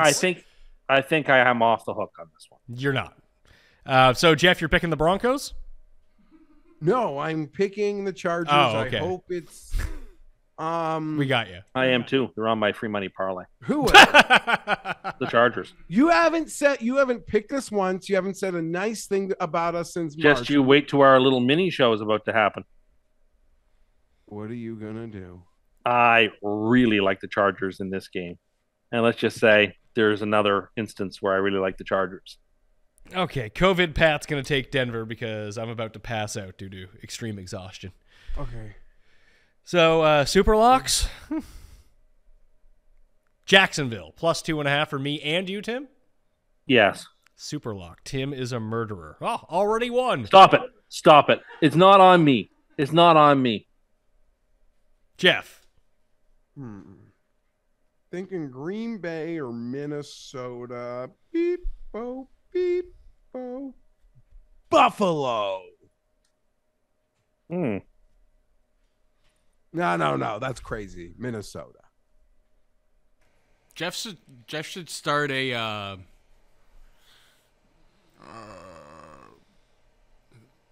like some sort of crowdsourcing to get like an uploader guy for Chargers. A GoFundMe? GoFundMe. No, You guys, everyone's full of the words today. A mystery solver, an uploader guy. Yeah. You and your 16,000 fans should all pitch in $1 each, and then you'll get uploader guy will get hired. You'll be creating jobs in LA. An uploadsman? You guys have to make your survivor picks. Oh, crap. You know it's a part of the show before we do the show. The Rams. All right. Rams. Roll top. Chargers and Rams. The city of Angels getting both of them on either side. So your money line free money parlay is Baltimore, Minnesota, Jacksonville, and the Chargers? Bet the farm, win just over 6 farms. That's what, plus 6 what? Plus 619. 619. All right. I hate being the final leg. That will do it on the Pat Mayo Experience. Thank you all for watching. I want to thank the Coin and Paul and Geoff and Tim Andercust. Tim Andercust. That is not my name. I am really struggling here. We have to do that other show. You're doing your best. Thank you. You guys made me too angry throughout the course of this show. And it used all my energy. I'm just glad you didn't say something really nice about me and then, I wind up dead or something like that. Or maybe that's what's happening. Oh God. Is this happening in real time? No, none of this is happening. Stop it. Now I feel really bad. Stop this. What, for trying to kill me now? No, stop this. You even said you thought it was good that I was feeling better. Now look at me. Well, I am happy that you're feeling better. Well, I'm not feeling better anymore. You're going to give me a complex. Well, maybe you should have one so you stop killing people. Dexter. Stop it. You're like Papa Shango, just using the curse on people.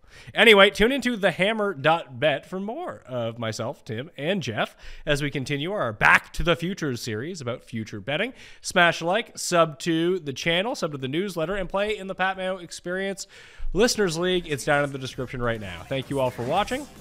I'll see you next time. Pat Mayo Experience! Experience!